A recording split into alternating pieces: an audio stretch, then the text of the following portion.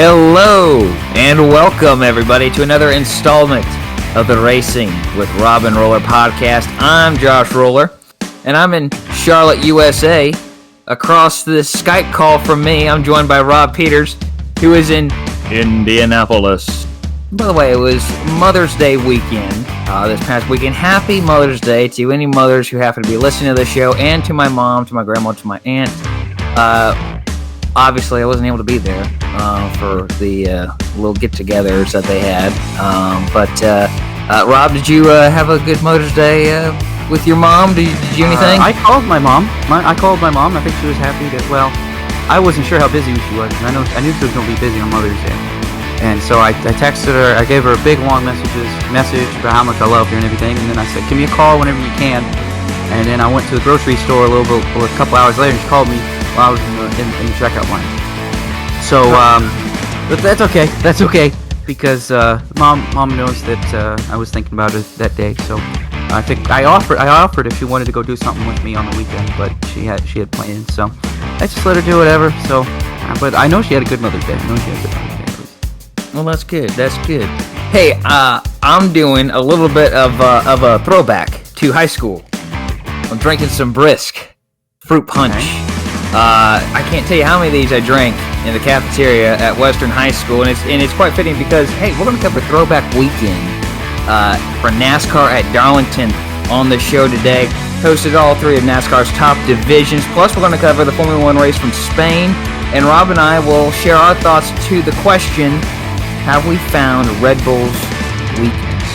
All right, stay tuned for that. Plus, Rob takes over the history segment at the end of the show, and has something really cool to share. I'm excited to hear what he's written about. I know what he's going to talk about. I'm not going to spoil it yet, but I'm excited to hear what he's got for us. And then long-time listeners know Rob and I do something special for the Featured Paint Scheme segment each Throwback Weekend, but this year we have a little something extra to it. So I'm excited. I hope you are too, Rob. I haven't looked at what you got there. I'm excited about my picks. Because we kind of teased this ourselves last week before the show, I say we probably should get this thing going because like we always have a lot to talk about. So I'm gonna go ahead and kick it off here with Rollers Racing reports, and we'll start with F1 news. Racer has learned that Lawrence Stroll has taken Circuit Mont Tremblant off the market. We just talked about this circuit a few weeks ago. Yes, woo, Rob.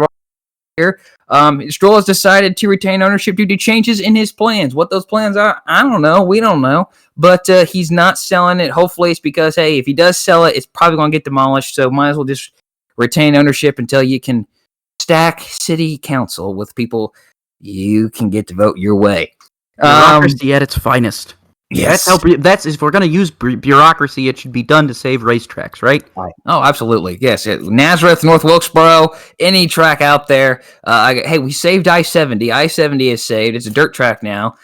Cool place. Hey, this is good news here. Toto Wolff kept his word. Romain Grosjean will drive a Mercedes in both demonstration laps before the French Grand Prix, and will get a full test after the race. So he will drive Lewis Hamilton's 2019 championship W10 race day of the French Grand Prix, and then 2 days later, he's going to get a full test. Toto kept his word. Very cool. I love seeing Grosjean in the Mercedes uniform, just like alternate universe. I want to know what happened. Stoffel Van Dorn's test uniform too. Fun fact that you could tell Stoffel Van Dorn put out a tweet. Confirming, and you can see from the pictures. It's Van Dorn's driver's suit. All right. Hopefully Grosjean gets his own. Hopefully he gets his own made, though. He should get his own. Now, that's what I would hope here. We're moving on here to the Superstar Racing Experience. We know the broadcast lineup. We know who's going to be talking to us during the race, but now we know how the races are going to play out here. We know the format. So each race is going to be the same, or each race weekend is going to be the same. Heat race number 1.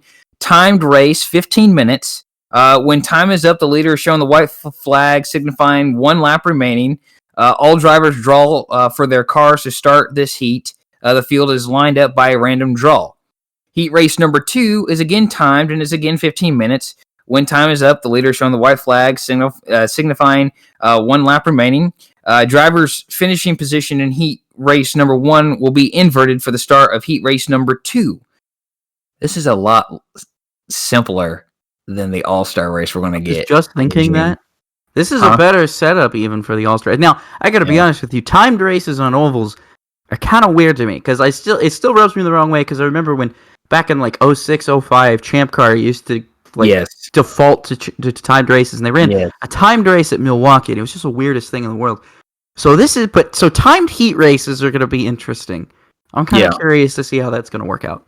Yeah, it'll be fun. I'm excited to watch. I have Saturdays off now, as I think I've documented on here. So I'm excited to watch these races. I really am. So then the feature race, a distance will be 100 laps, except for Wisconsin Slinger Speedway, where the distance will be 150 laps. The starting lineup will be based on the finishing positions in heat race number 2. Unlimited attempts at a green, white, checkered finish. So this is super exciting, folks. Again, I've said it on here before. This is very much like IROC and the beef that Tony Stewart and NASCAR have. They need to drop it because this is going to be cool. I think this is just going to add to the product. It's going to bring more eyes because you're going to get Rob. Don't you agree that F1 fans are going to tune into this because Mark Webber's going to be racing? He's not in there anymore. Because of COVID, he's not in there anymore. So I don't think F1 fans are going to tune in. But I do think you're going to get a decent amount of people to tune in for this because I think a lot of people are going to want to watch a lot of their racing heroes that they grew up with. At least for me, I'm going to watch it because, Alan Bestwick, Bill Elliott. If you're not going to watch for Alan Bestwick, I don't even know what the heck your problem is. Because I would watch televised paint drying as long as Alan Bestwick was calling it. So that's all I need. As soon as they announced AB as being the guy, I was like, all right, this racing could be terrible. It could be the worst racing on the face of the planet. But as long as Alan Bestwick is talking during the race, I will watch. I feel like Alan Bestwick has the ability to make slot cars better than the Indianapolis 500. Like, that's how his voice is. And when he called the Indy 500, though, that was the biggest loss. I think the biggest loss from when the 500 rights went from ABC to NBC was losing Alan Bestwick as the voice of the 500, because I felt like at first, I was like, man, this is going to be kind of weird, We've had Paul Page for so long, and we had Jim McKay before him, and then we've had Marty Reed forever. I mean, he had been there since 06, and then, AV comes in, and you're like, well, he's a NASCAR guy. I don't think he's ever called IndyCar. He calls that first 2014 500, and every time I hear his call from that last lap, I still get goosebumps. I agree. So, I mean, he fit the bill perfectly, and he made IndyCar racing so much more fun to watch, even back then. Even when a lot of people said ABC's coverage wasn't that great, man, Alan Bestwick could make it. He saved the whole broadcast. Well, let's move on to sports cars, because we got a little piece of news here. Penske and Porsche are reuniting with a dual LMDH program in IMSA and the WEC beginning in 2023. The team, known as Porsche Penske Motorsports, will race its American-based program out of Penske's Mooresville, North Carolina facility, while the European portion of the program will be based out of Germany. Now we know why Acura and Penske parted ways. I mean, there was a lot of things behind that kind of were weird to me at the time, but now this makes a little bit more sense.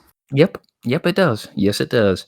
IndyCar news here. Academy Award-winning actress Hilary Swank is set to play Janet Guthrie, the first woman to race in the Indianapolis 500, in a new feature film based on Stephen Talty's book Speed Girl. So this came out of left field to me, but I hope it's a good movie. I hope it's got the same level of, I don't know what the word to say. There's a few words, but just the same. I hope it's just on the same level as like Rush, and Ford versus Ferrari. That type of, it gets that same type of reception too from the racing community.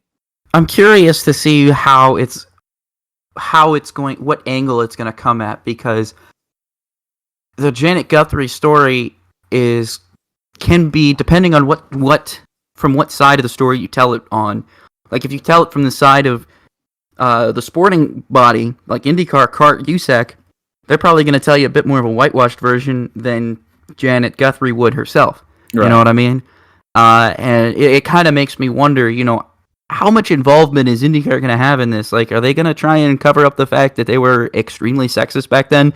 I mean, it's probably the only person probably going to be portrayed in a positive light. Let's be honest, is going to be AJ Foyt, because again, he's the one that stood up for Janet Guthrie when everybody else in the garage area was telling her that she wasn't good enough because she was a woman, and Foyt was the one guy that, being Foyt, was like, all right, to heck with all of you, get in my car, go out there and post a lap, and we'll see what happens.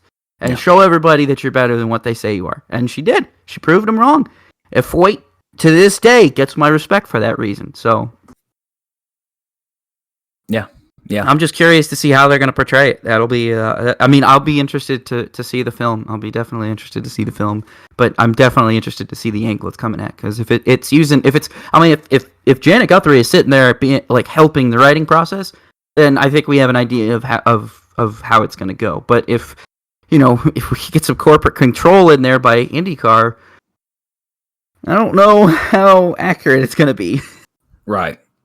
Agreed. Let's just hope it's as accurate as possible. Tells the true story. Last IndyCar point here. Stefan Wilson becomes the 35th confirmed entry for the Indianapolis 500 and will drive the number 25 Honda for Andretti Autosport, a sixth entry for the team. That's not a surprise. It's a great piece of news. Because I love this because I'll never forget it. 2018 Media Day feels like forever ago. I can't believe it feels like forever ago. But at 2018 Media Day, I remember Stefan Wilson looking me straight in the eye and telling me, this might be the last time I run Indy. And I am just so happy because I remember that look in his eye of, like, when he said that, I feel like he was saying that from a standpoint of, like, all right, if you're writing a story about me, I need people to know that I want to do this more, and I don't want this to be my last time. And that's kind of how I portrayed the story. And now seeing him work so hard to put this program together for himself, it's really great. I love it. It personally makes me feel very good about everything. I'm just happy for Stefan Wilson. He's always been a nice guy. He's always treated me personally with respect. So, always good to see him have success. All right. Yes. On to NASCAR here. Pocono Raceway, Daytona International Speedway, Kansas Speedway, and Darlington Raceway will have 100% capacity for their next races. So, Pocono this June, a little over a month away, about 5 weeks away. 5-6 weeks away, something like that. Daytona obviously going to be in August. Kansas is in October, and Darlington Labor Day weekend. So 100% capacity. I won't lie, I'm a little surprised at it. But if they feel like they can do it, let's see how it goes. That's about all I can say about that. I know NASCAR didn't want to open a can of worms and it require people to present vaccine cards and whatnot. But I kind of wonder how they're going to pull that off. I think this is done under good faith, under the idea that, most people are vaccinated. But I don't know how many people actually are and are good. I'm not saying we're going to see any COVID spikes because of that, but I don't mind Daytona. Daytona opening it up later in August. It probably makes more sense. I would wait throughout most of the summer because I feel like by the end of the summer, you're probably going to have most people be vaccinated because they're going to want to be out doing stuff during the summer. They're going to be like, all right, fine, let's just get this over with so I can do it, so I can do stuff. We'll see. I'm not saying it's not possible. I'm just curious how they're going to pull it off because they said they didn't want to require proof of vaccines. So if that's the case, then you got to figure out a way to do it safely. So I'm just wondering how that's gonna work out. Yeah, I'm wondering the same thing. You just hope for the best. Definitely hope for the best on that one, and that things continue to head down the right direction, especially as we get to the second half of this calendar year. So North Wilkesboro Speedway news. Wilkesboro, North Carolina Chamber of Commerce is hanging billboards and banners with the call for Speedway Motorsports to reopen the racetrack CEO of Camping World, Marcus Lemonis, quote tweeted an Adam Stern tweet that he is willing to invest up to $1 million into the complex and even have a small Camping World store on the property, which isn't necessarily odd because Camping World does have a Camping World store and a campground right next to ZMAX Dragway, which is within the Charlotte Motor Speedway complex. It was right there. So this isn't so far out of the norm that, it hasn't been done before. And I have to say, Marcus has tweeted quite a bit about this. I don't know if him and Marcus Smith ever had that phone call that they had that tweet back and forth about, but Marcus Lemonis is doing a lot for the sport at the moment, being very proactive in promoting something that he pushes money into, which, quite frankly, not enough sponsors do. Sadly, but this is. I'm a little encouraged by it. Again, this is a long-term deal. It's a long-term deal. It's not going to happen. It's going to happen in 2 years. This is a multi-year deal, probably, but still. Rob, are you encouraged by it at all? I mean, I'm curious to see how this is all going to work out. Obviously, there's going to need to be a lot of investment into getting the track up to standards, up to safety code and everything. I mean, I respect Marcus Lemonis for willing to put his money where his mouth is for the sake of NASCAR, for the sake of the fans and whatnot. But I just don't know how much one man can do. Because, I mean, obviously, I know what his budget is. Yeah, it's give you about $1 million, and as great as that is, the fact the area and into the track in order to make it viable like that. I mean, I'm not saying again. Marcus Lemonis might be opening that Camping World stuff more populated and more popular. Then you go look for those people who are going to be the investors to help get the track back up to code. I think that's where he would be better off putting his money forward. Still wants to, but I think right now the best thing he can do is to get the Wilkesboro area viable again, so that investors can look at that and be like, "Oh, okay. Well, it seems like there's a good hotbed of race fans here, and then there's a good amount of people here that would pay to see the race that we could, not lose money on every week." Yeah. Then you got that point. But it's the baby steps. You got to have those baby steps done before it can happen, if this is still going to happen at all.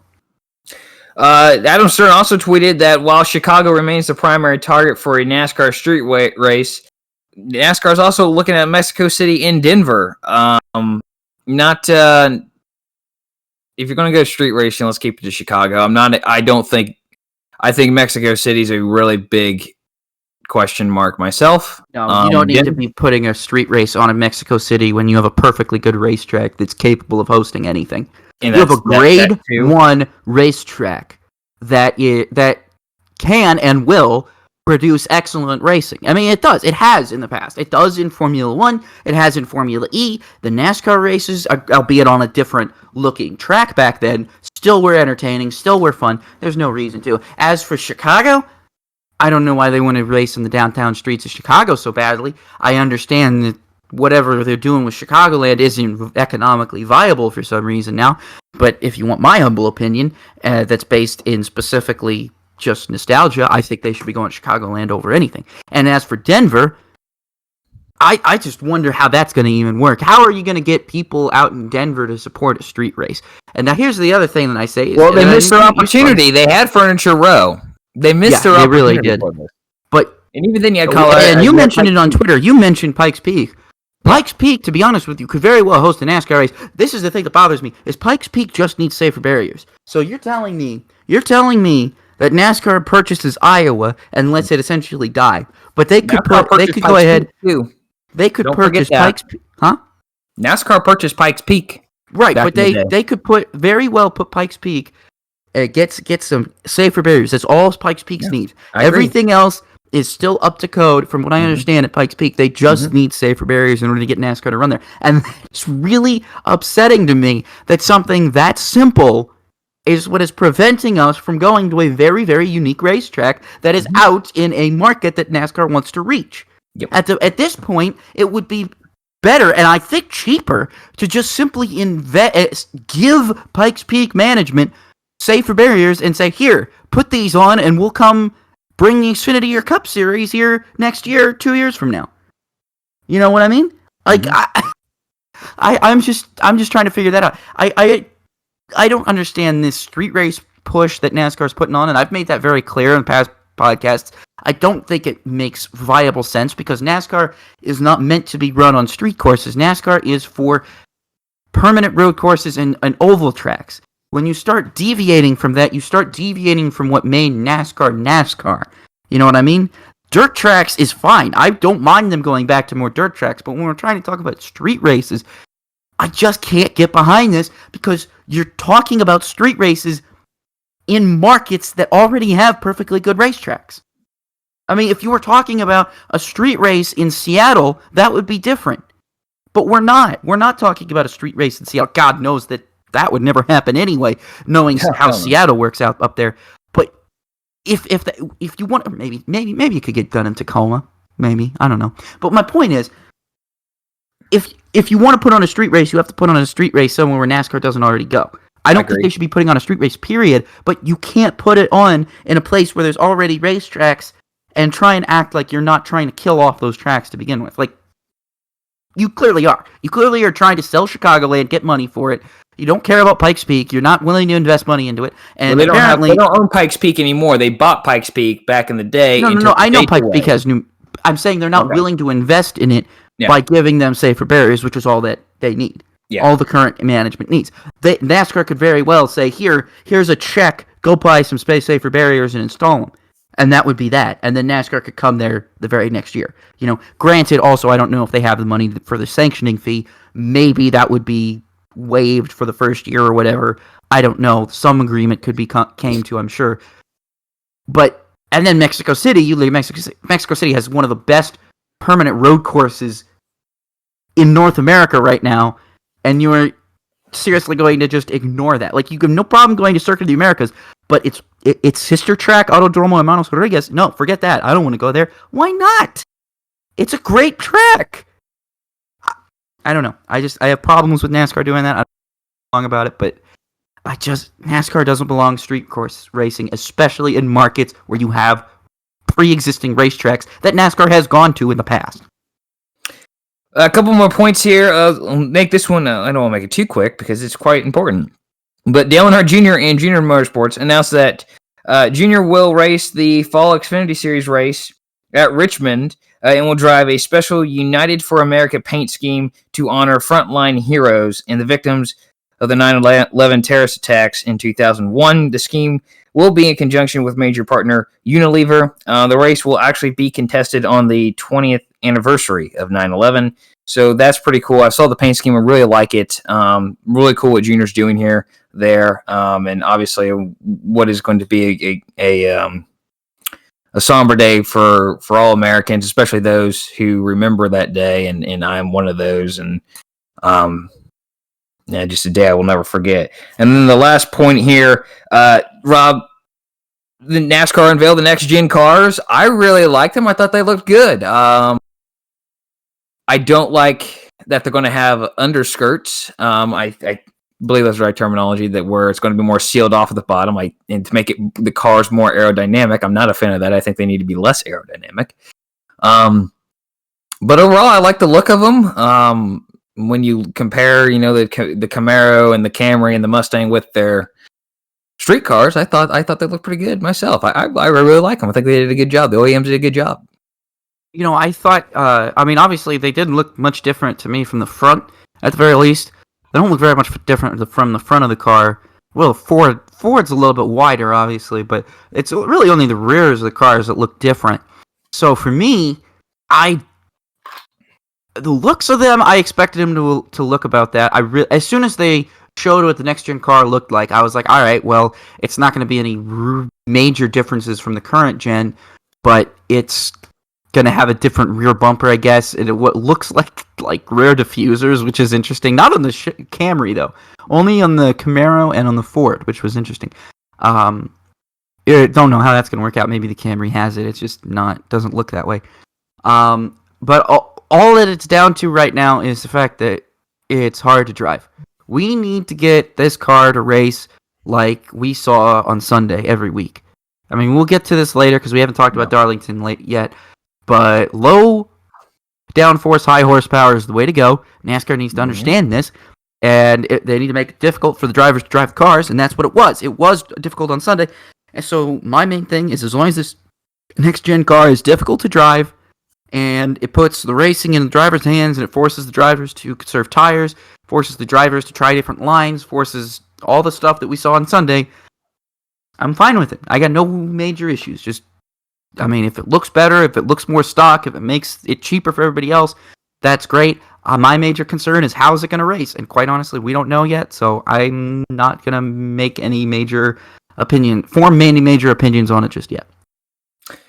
All right, and with that said, we're just going to move on here to the featured paint scheme segment of the show. As teased in the introduction, it is a special throwback edition, albeit a few additions from what we've done in the past. We're going to give our top 3 favorites from the week.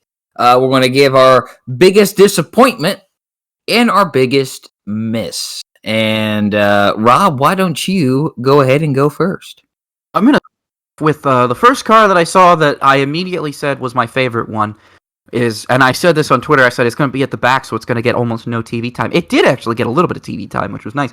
But Quinn House John Andretti Throwback was one of my favorites because even though they couldn't, I mean, they had RCA on the back, they had the RCA Dalmatians, but they had, my favorite thing about this car was the fake contingencies on the side. Now, I've had a big problem ever since NASCAR decided to try and to phase out contingencies in the Cup Series.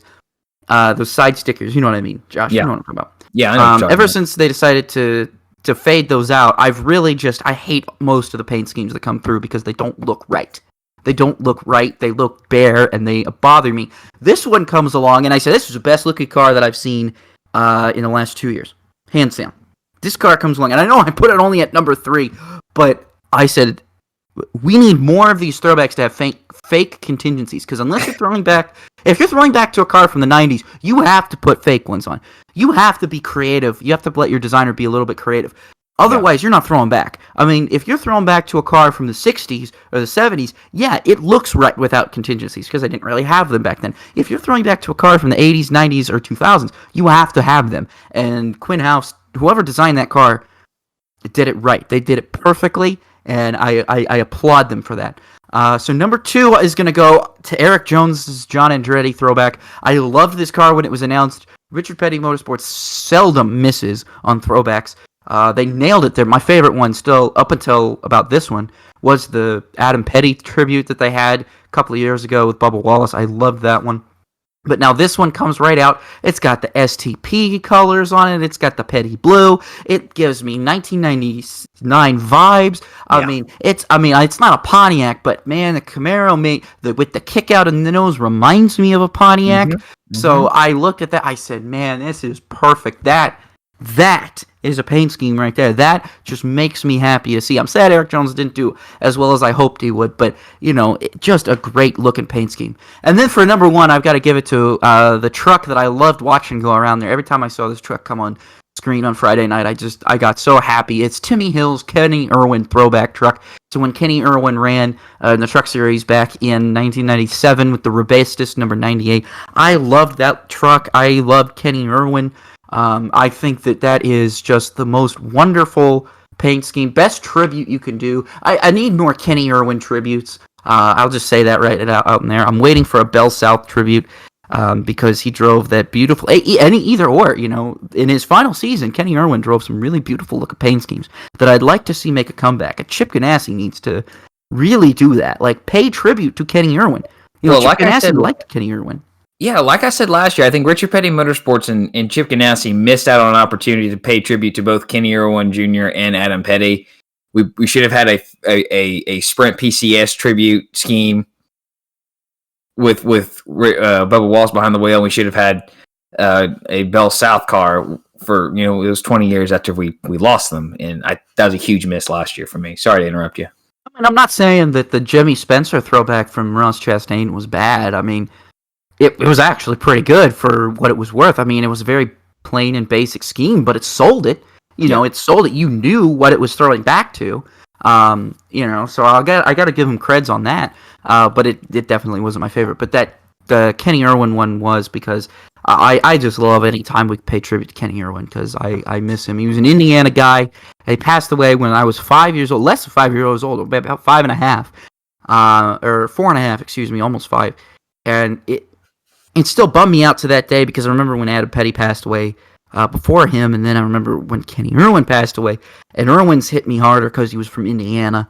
And even then, being a kid, it always hits you hard when you're 4.5. You got to process death. But I digress. I just liked seeing that on the track on Friday night. I really appreciate Kenny Irwin or Timmy Hill doing that.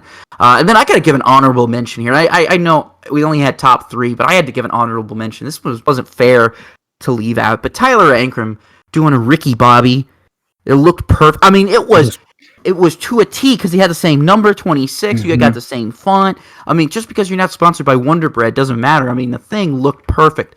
I loved looking at that truck, excuse me. That was a great looking throwback. I'm really happy to see that one. I really, not to interrupt you again, Rob, but I really wonder if they reached out to Wonder Bread, like, hey, one race deal, like $5. Can we put Busch got it like in 2013?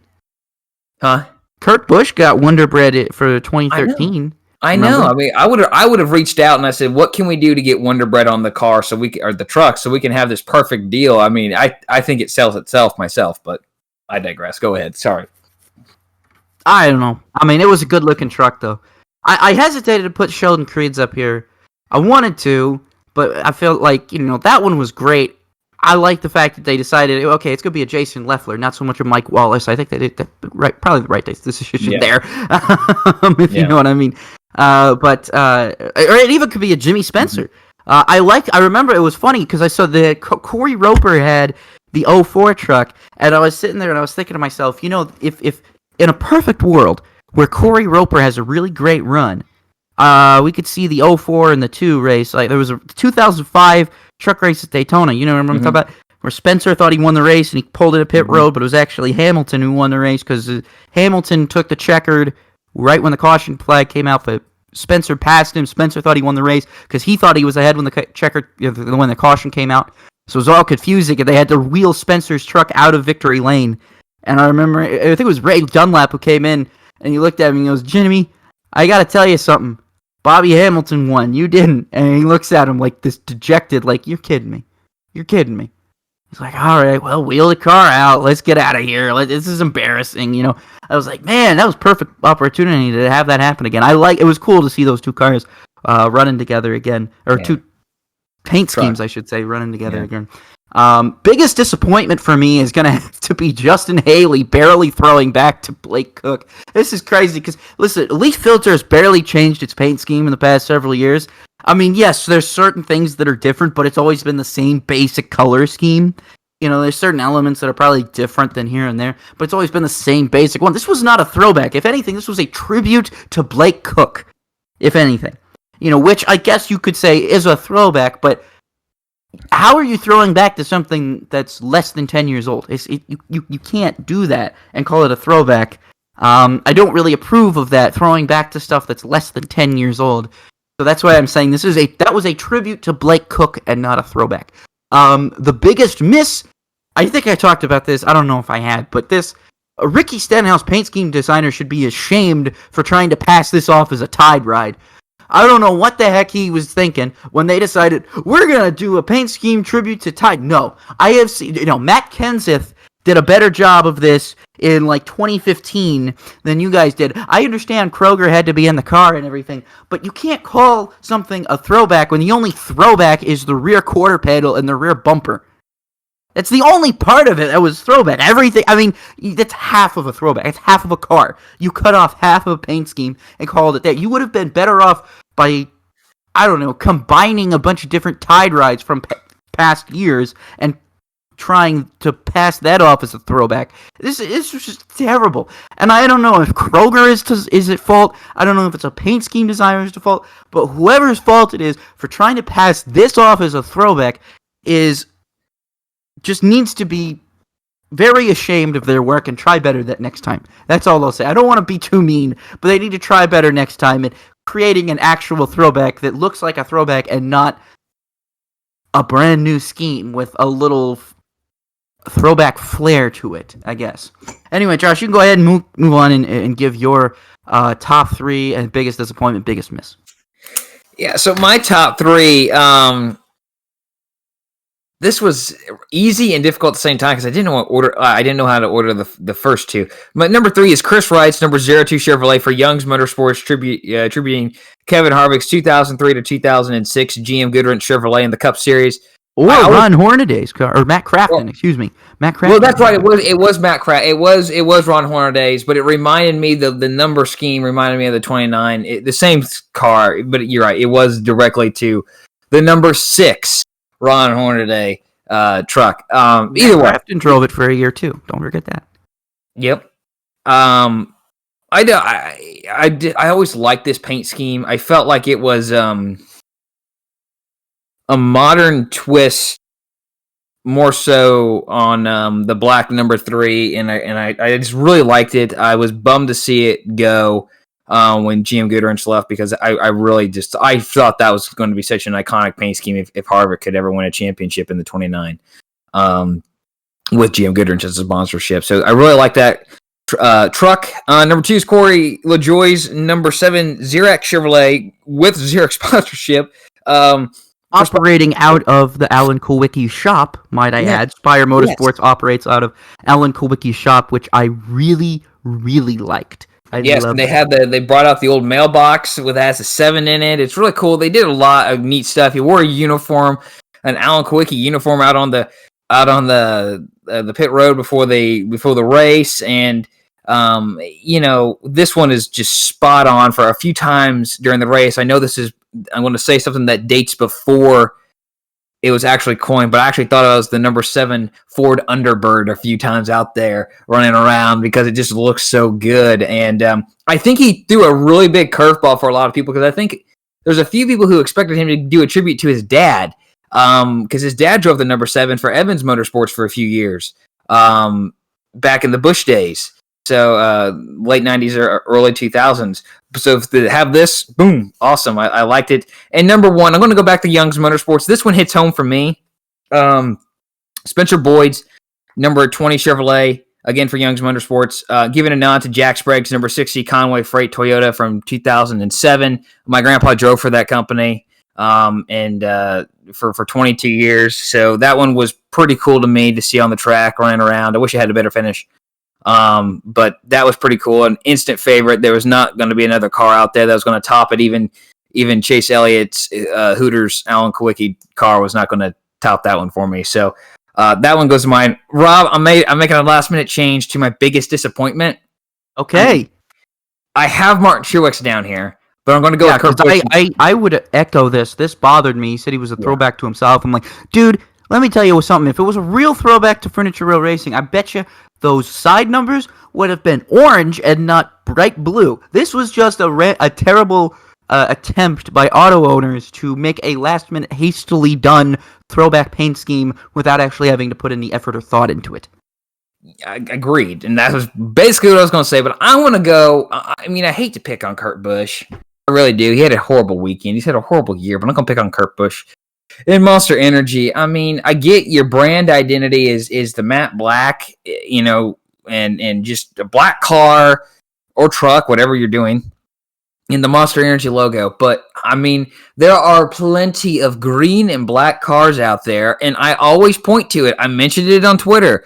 I just simply posted a Rick Mast number 1 Skull Ford. I mean, if you're worried about the Skull relationship, how many people are going to put that together? I mean, it's just a cool-looking car in general. Rob, you and I, people who really know what's going to put together, but if you're just watching the race or you're a new fan, unless, well, inevitably Fox or NBC, whoever would have this race, throws up the picture. But, I mean, come on. I'm not if you're worried about the chewing tobacco connection, I mean, quit treating people like they're babies. I mean, every 16-year-old in America knows what chew is. Okay? You didn't think going to school, I don't know about you, but I know for me, going to school in rural Indiana, half the kids were dipping on the bus. Come on. Yeah, I mean, exactly. I mean, come on.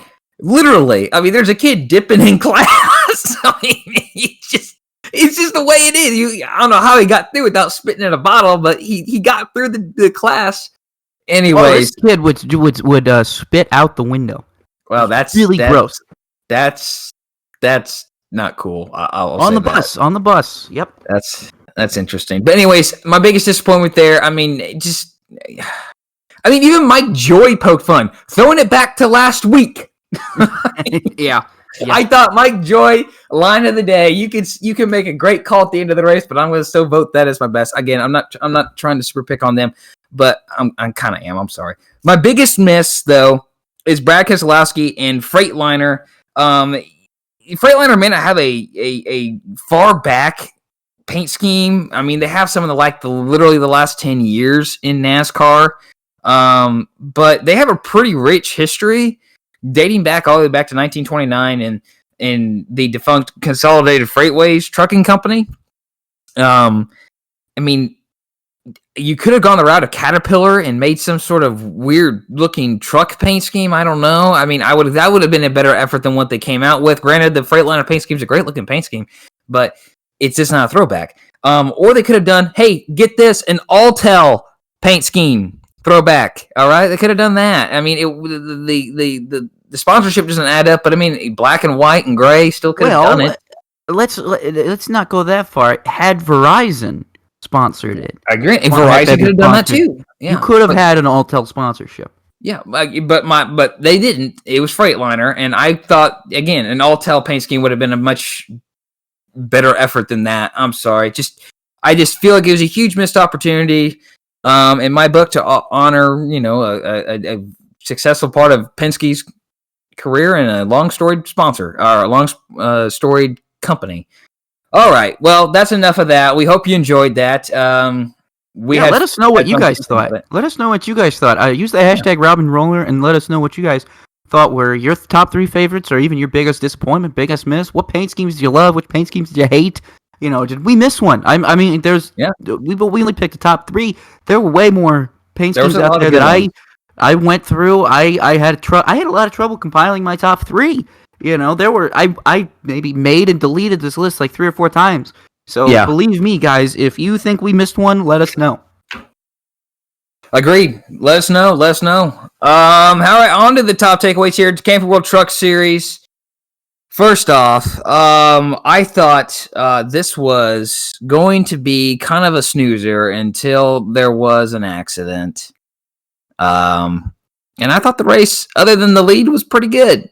And Norm Benning tried to wreck the leaders at one point. Gosh, he was slow.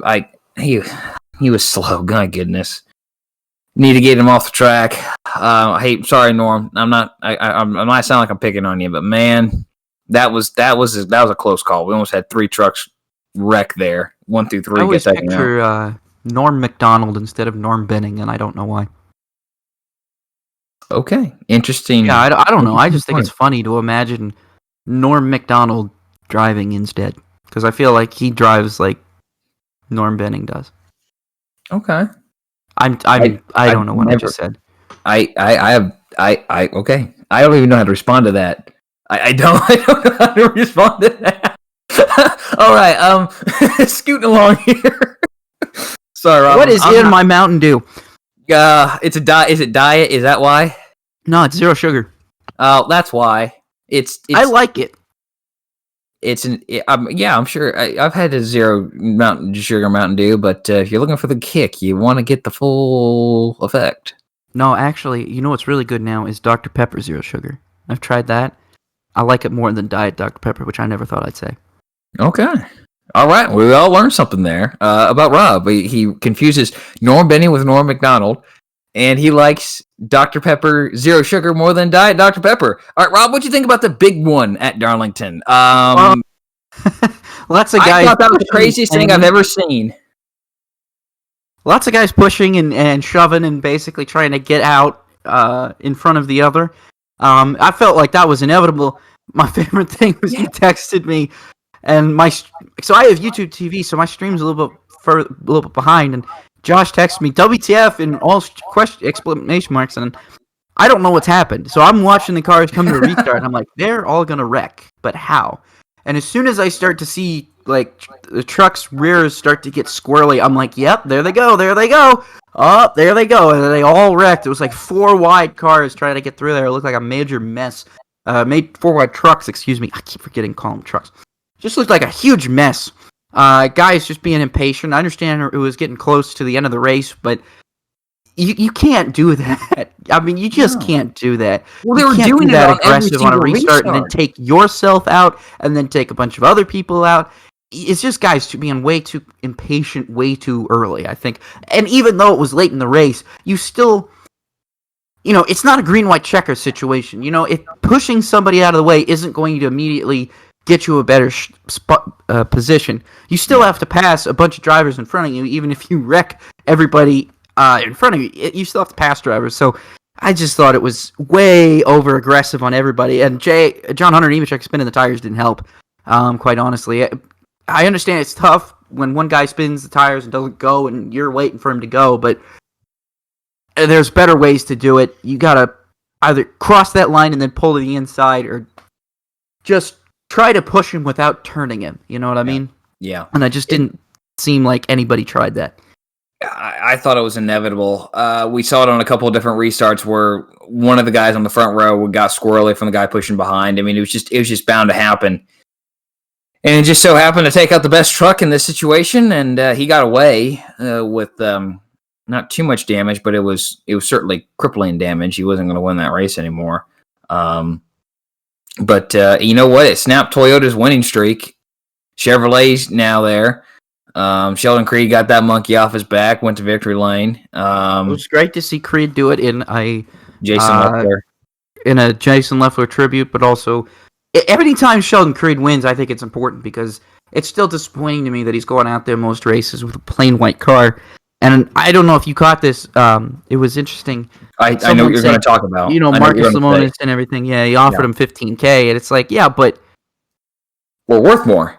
They are worth more. It's one thing. Depending. Marcus Lemonis can give $15K to a team that's running at the back, and that might keep them set for 3, 4, 5 races.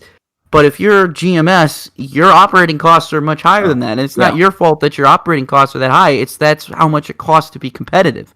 When you're trying to compete against Kyle Busch Motorsports, ThorSport, teams like that are legit, that have a lot more money behind them than maybe GMS does, you can't just take that $15K because you're not going to be able to pay employees. You're not going to be able to pay for. You might be able to pay for a couple of things, but they're not going to be enough to keep you competitive. There might be enough to run 15th, but if you're going for a championship and you have 2 wins now, I think, because you won at Phoenix too, right? I think. No, that was his first win of the year.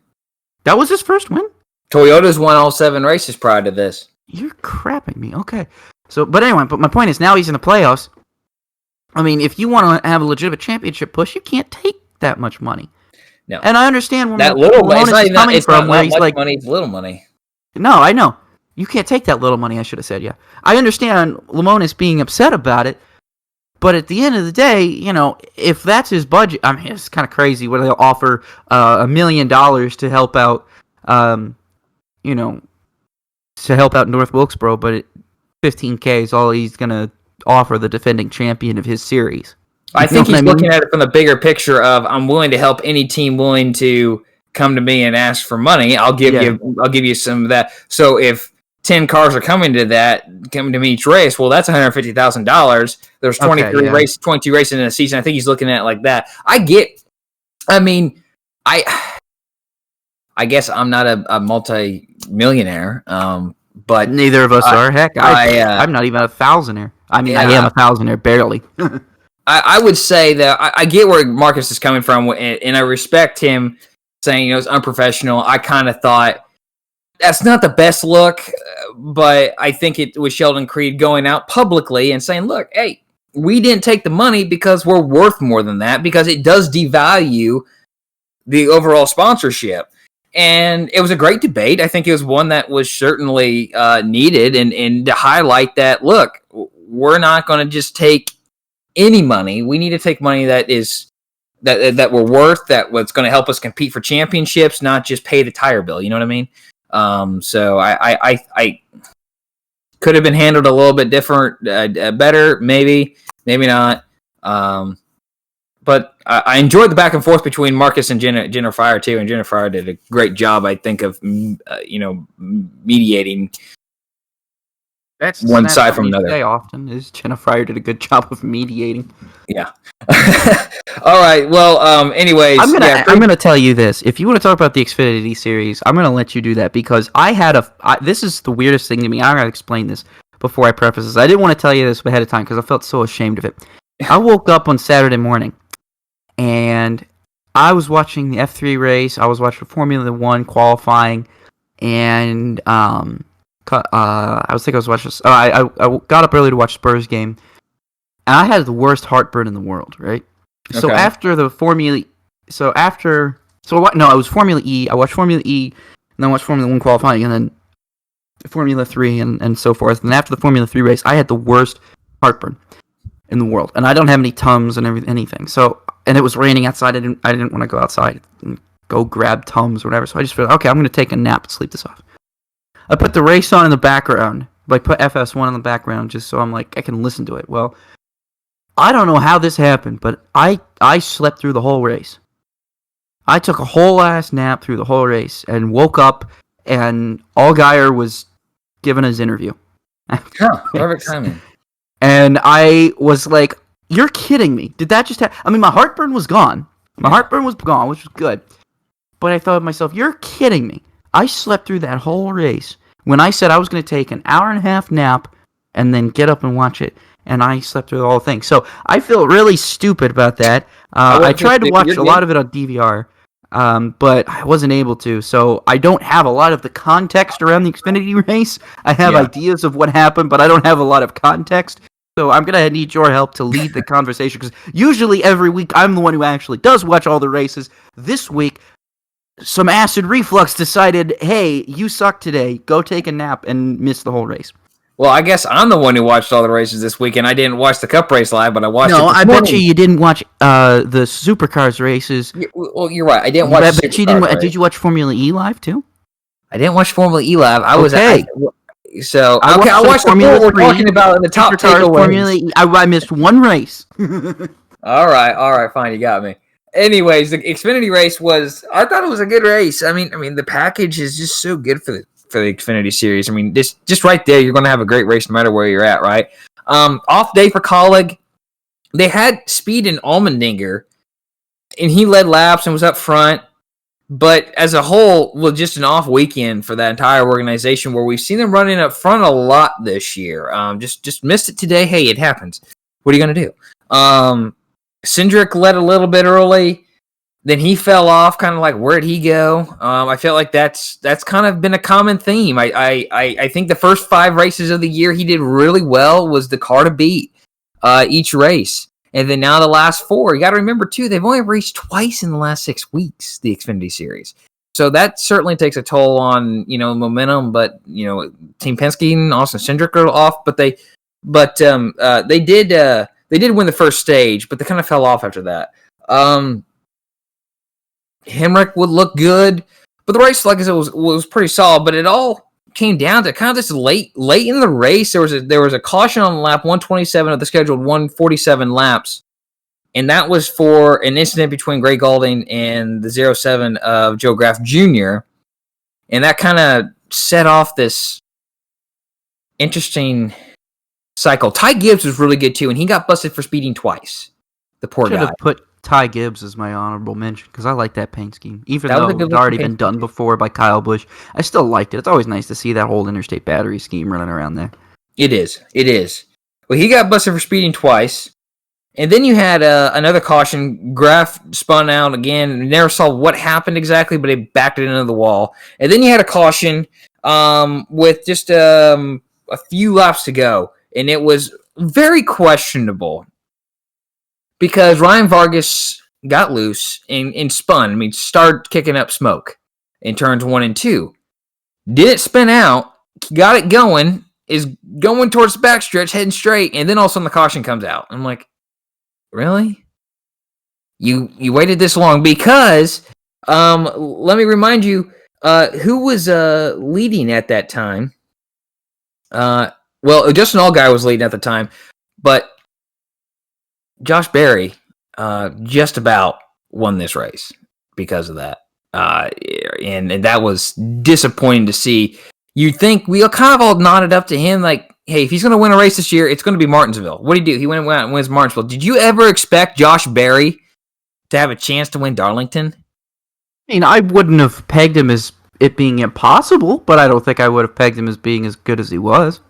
I think I would have put him in like a top 10 because he's in junior motorsports. He's in a junior motorsports car. But I would not have put him in a contention to win. But yeah, it just was a questionable caution.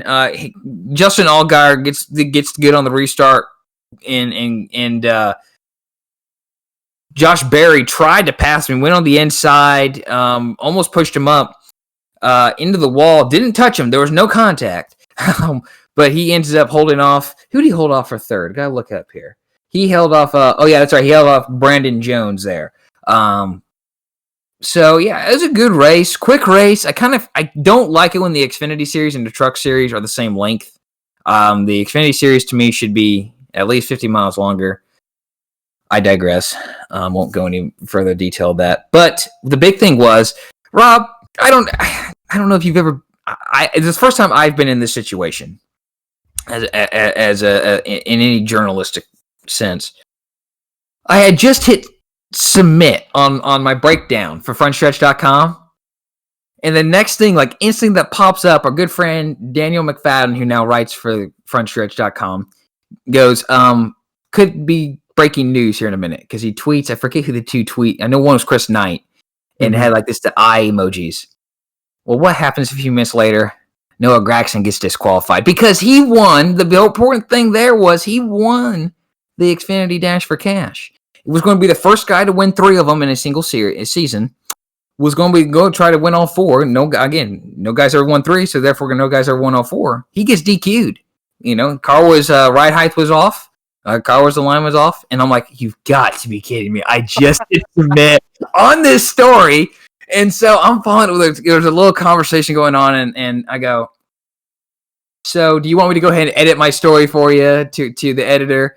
And he goes, yeah, go ahead. Yeah, we got to deal with, because the other guy I felt really bad for wrote a story on Noah Gragson. Oh no! So he had to go back and redo that. I'm like, oh, so like I'll fix that. So I had to go back through and like edit, and like I kind of wanted to keep like the same like sense like I wrote the first time, and so I like just kind of like did a bunch of notes and stuff.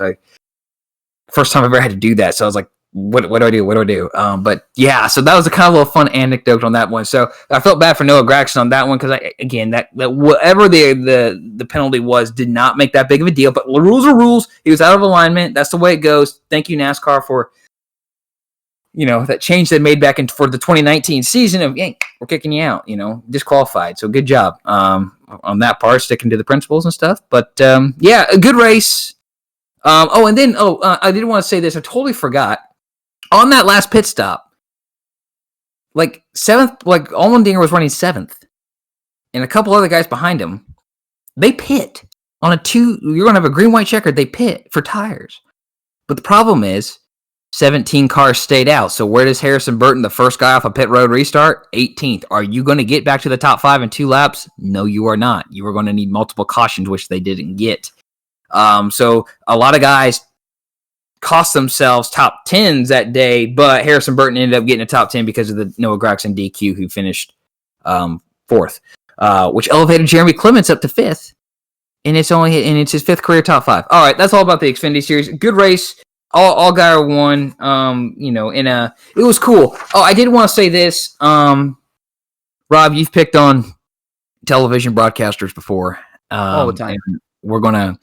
I gotta say, Fox got a lot of crap for not showing Dale Jr. pacing the field and, that car that they rebuilt.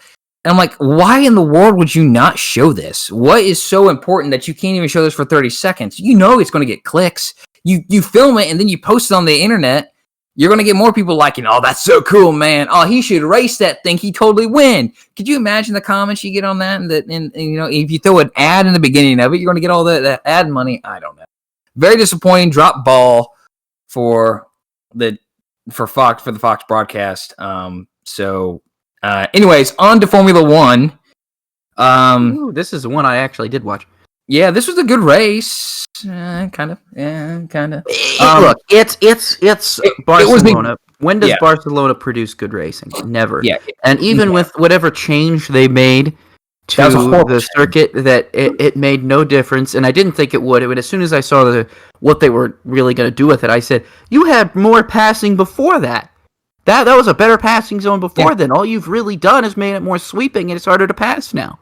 Well, they made the wrong change. They needed to go back to the final to get rid of that final chicane. Just let it wrap all the way around like it used to. The chicane is terrible. Well, I think the reason they've said they won't do that is because cars are too fast through there, and they want to slow them down. But I still think there should be a different chicane there. The chicane that's there right now is just completely awful.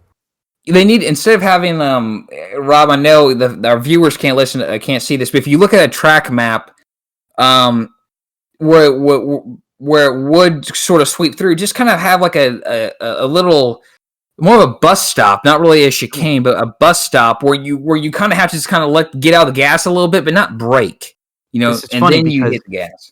I was actually watching a Josh Revel video on YouTube where he actually talked about what to do with the final chicane at Barcelona, Catalunya.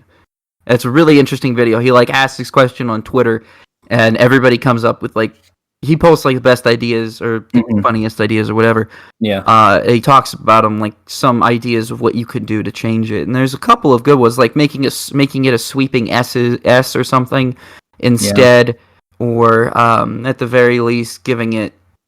Someone said just bank the whole thing, and I was like, well, they need to get more speed so they can have more DRS, more speed from the DRS down the straight to pass. It was interesting to me to see that. I feel like they go faster at other racetracks than they do at the front stretch there, because it looked like the speed trap, they were barely touching 200.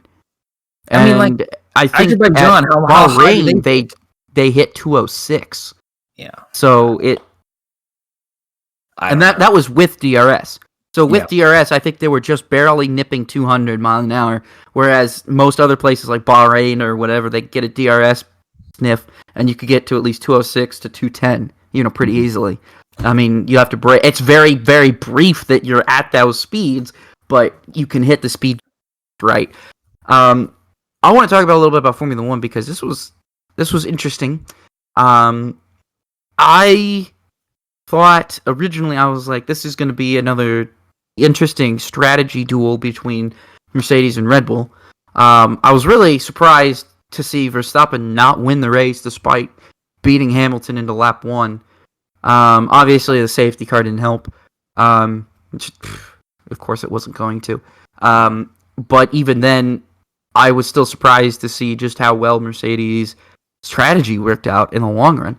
I think I'm just curious to see how this is going to run down, because and this isn't to take anything away from Perez. I understand Perez is still learning the car, learning the team and everything, but they've got to get Perez up to challenge Bottas more, because I feel like Perez should be trying to challenge Bottas and Verstappen should be challenging Hamilton if they really want to have a legitimate shot at this at the Constructors' Championship, because Red Bull, I know it's still early in the season and there's a long way to go, but you really cannot have Perez finishing 4th, 5th, and 6th. You need him to be finishing on the podium.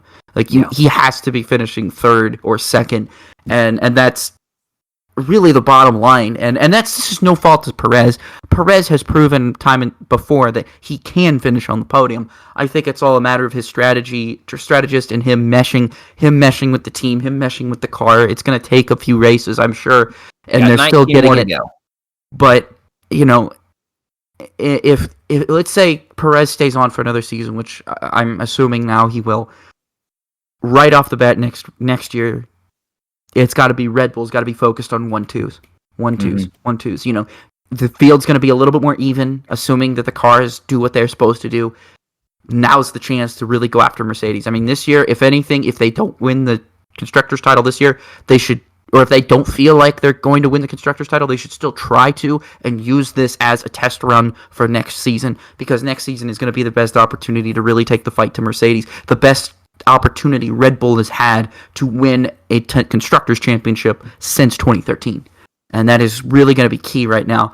And I think the strategy that we saw on Sunday, Mercedes has this down pat. And this is something I said about on Twitter, and we'll talk about this later when we talk about NASCAR. But strategy in Formula One is just at an all-time high. And it is insane to see just how much data these teams have right in front of them that'll help them make those calls. And this is just coming from me. This is somebody who has, again, as I mentioned on this podcast before, over 100 hours invested in a Motorsport Manager. I have a very remedial understanding of how you should run a race from a strategy standpoint. And even then, Mercedes throws me off. Like, here's what I think they're going to do, and then they end up going and pulling a left turn, and it ends up working out for them in the long run. And it just goes to show how ahead of the curve they are went from everybody, because I think Red Bull was playing the standard. All right, this is how we're going to do it. We're going to take a one-stop strategy, and we're going to try and make the whole race on the mediums. And Mercedes said, no, we're going to go two strategy, and we think Lewis is going to be fast enough. And sure enough, Lewis is fast enough to get it done. And it really helps. I think it will really help Mercedes the fact that they have Hamilton. I think a lot of Hamilton's success is just down to how perfect he is as a driver, meaning it's that much easier to plan strategy because Lewis is going to do exactly what you ask him to do. If you ask Lewis, hey, take care of your tires for the next 10 laps, Lewis is going to take care of his tires, and you're going to be like, all right, well, we just gained ourselves an extra 10 laps that we can go, whereas this guy's going to have to pit. We can increase the delta, and then we can come in later, pit for softs, and then just be gone. You know what I mean? Yeah. I look at that, and I just think, man, and that goes back to my experience playing Motorsport Manager. When you have like a 5-star driver that's basically perfect in Hamilton, that's possible. You can just tell him, hey, I need you to conserve this. You conserve your tires here. I need you to, keep this gap to the car behind and do this and that. And he'll just do it. And it just makes it so much easier from a team standpoint to accomplish your goals. You pose the question here later, is Red Bull's greatest weakness their pit strategy? And I apologize for jumping to it right away into the Formula One discussion. But really, I think it is at this point. They have to get better pit strategy because, and this is not going to be easy because it is. Mercedes has perfected this down to a T. They've had Lewis Hamilton on their team since 2013. I'm fairly certain that they know at this point that Lewis Hamilton is going to do exactly what they ask. Max Verstappen, not saying he's not going to do exactly what they ask, but I think Red Bull, needs to have a little bit more faith in Max that he can and will do that. If you ask Max, okay, we need you to conserve your tires, we need you to run at this pace for this amount of time, I have to feel like they have to know that Max is going to be able to do that. He's not going to be balls to the wall every lap like he's known for. He's got to be a mature enough driver to say, okay, yes, that's fine, I trust you guys, let's do this, let's go about and do this. Or if they decide, okay, we want you to save your tires because we're going to go put on softs, we're going to two-stop it, we're going to start you on the mediums, and then we're going to see how long you can go on those, and then we're going to put you on the softs, and you can just go. Regardless of what strategy you pick, you have to trust that Verstappen is going to do that, and Perez. And I just wonder if Red Bull has as much faith in their drivers as Mercedes does when it comes to executing the strategy with the amount of data that they have in front of themselves. I've talked for a long time, Josh. I don't want to take too much away from you, but that is my main talk because when I watch, most people nowadays probably watch Formula One races for strategy because that's really what you got to watch for now. And that's when I'm paying attention to Formula One, I'm like watching, okay, when is Mercedes pitting for tires? When is Red Bull pitting for tires? What is the undercut like? I watch the same stuff in supercars. It's interesting to watch in supercars because they can decide to take one tire or two tires or whatever. They could decide to take right sides, left side, or like I said, just one tire, which is sometimes interesting. Whereas in Formula One, you just got to take two, no matter what, or all four, no matter what. So I just think about that, and I think, the strategy portion is really going to make or break Red Bull's championship hopes. And when you put that question there, I just felt like I was like, I got to talk about it because this has been on my mind ever since that Formula One race. Is just what is Red Bull going to do to get on the same level as Mercedes, because I feel like they're almost there. They are so close. They can reach out and touch it right now, but there is just something missing that is keeping them out of being in major factors for not only the Drivers' Championship, but also the Constructors' Championship, because right now, as it stands, I still see Mercedes winning both with ease. I'm going to add another layer. I agree with everything you said. But I'm going to add another layer. I think it's sometimes their decision making. I think Verstappen had a chance to win this race if they cover the second pit stop by Hamilton Mercedes. Instead, they stayed out there, and within a lap or two, the delta was gone. They said, well, if we pit now, we're going to be behind Hamilton. We're going to have fresher tires, but we're going to be behind them. And then it came to a point where, like, okay, now we're going to be so far behind, even if we have fresher tires, we're probably not going to make it up. And right then, when about definitely 3 laps, maybe even 4, I knew Hamilton's going to win this race. Hamilton has won this race, and we're not even 10 laps to go. And and we saw it last year too. I think Albon, he could have had better finishes if the pit strategy just was better. They had horrible strategy for him. Sometimes it was related to him having very poor qualifying, but how many times we're like, okay, well, they kept him out too long, or that tire choice didn't go well. And how many times do you hear, like, well, it just didn't work out for us today, Alex? Well, at some point, it's not. There was a lot of last year where Alex struggled. All right, it was the driver, but there was also a lot of strategy to it that was off. So, yeah, Red Bull's greatest weakness right now, I think Max, we're going to see what you described. He's going to be able to say, all right, I got to go 80% here, save my tires, then go 100% after saving it for 10 laps. But their pit strategy has to get better. If they are going to win the Constructors' Championship, they have to have better pit strategy across the board. Whether it's Verstappen, because Verstappen is going to be the best chance to win, I think, the race. And if they're going to win the Constructors' Championship with Perez's help, it's going to have to come down to pit strategy. But 100th career pole for Hamilton this week, big mark there. And he's obviously sitting at 98 wins. So I think it's going to be cool. Do you think Red Bull can beat Mercedes at Monaco and Azerbaijan? Monaco is going to depend on their qualifying pace, obviously. Right. But it's also going to depend more on their strategy, because I think the qualifying pace that they're going to have, even if they don't get the pole, which usually you think about Monaco, you think, okay, whoever gets the pole pretty much wins because it's impossible to pass there. Well, it is. These Formula 1 cars are impossible to pass. We'll talk about Formula E and how easy it was to pass later, but I think at this point, Red Bull is going to have to go in and they're going to have to study their strategy for Monaco, because the best way that they're going to have a chance to win is on pit road and undercutting the Mercedes. If they can get Perez and Verstappen to undercut the Mercedes, then yeah, I think they have an absolute shot. If they go out there and completely botch their strategy and just make the wrong calls, the wrong decisions, there's nothing Max can do from a driver's standpoint that's going to get him the win unless he qualifies on the pole. Yeah. Monaco is going to be interesting because the race is going to be won and lost on pit road. And that's how it always has been. To be honest with you. So, I'll be interested to see Monaco. Obviously, I can't wait till we talk about Formula E race here, because that was a fun Monaco race. But that's my thoughts right now on the Red Bull situation. Okay. Right. Cup Series here. Let's move on to the Darlington Cup Series race. My goodness.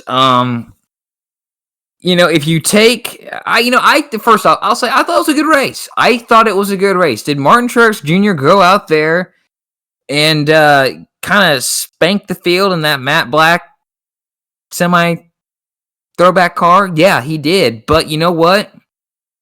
I enjoyed the race. I saw more cars getting loose. Drivers having to hang on to it. Martin Truex Jr. and Kyle Larson were both coming off of turn 4, and their right rear was hanging out. Just about every time they exited the corner there in the last 20 laps. I consider it to win. I know social media and Twitter, is not an accurate representation of anything. But I disagree with those who were saying that it was a bad race. I thought it was a good race because, again, you take the spanking out of it, and you look at Mark Truex Jr. is just so good at worn tracks with this package. That's just a flat line. But I thought it was a win for the 750 low downforce package. I really thought it was, and I hope NASCAR sees that as well. That they look at more of a broader picture instead of just what the final result was. I am really curious to see if the people who disliked this race disliked NASCAR back in the 90s and 2000s when this happened frequently. Right? I mean, what we just watched on Sunday was no different than your standard race in 1998 that was dominated by Jeff Gordon. Yes. Right? Yes. But we still look back on those races and say, oh, those were pretty good. Why? Because it was hard to drive those cars.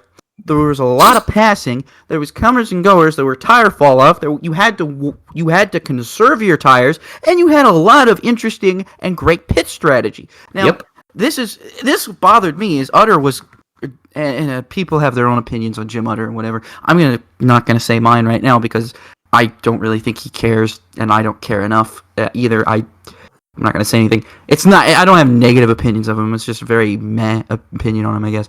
But he was going out there and saying like, "Oh, there was no yellow flags the whole final stage." I'm like, so who cares? You know what? You got to see that whole final stage.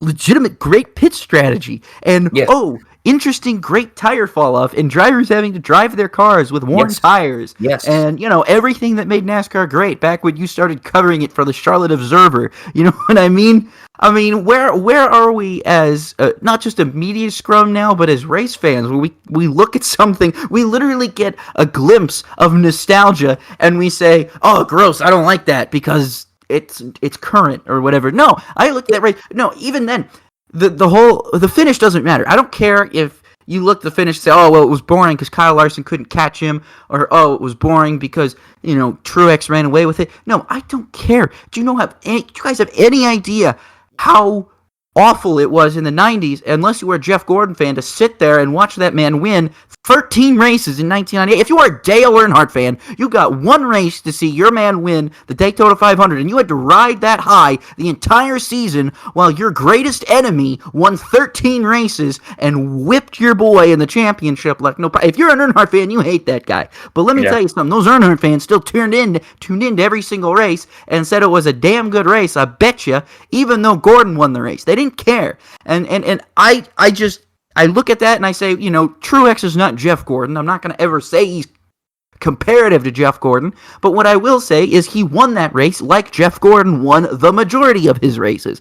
So if you have a problem with Jeff Gordon's dominance, then you have a problem with 90s and 2000s NASCAR. And if you have a problem with 90s and 2000s NASCAR, I just don't know how you're a fan of NASCAR, because that was the best era of NASCAR, period.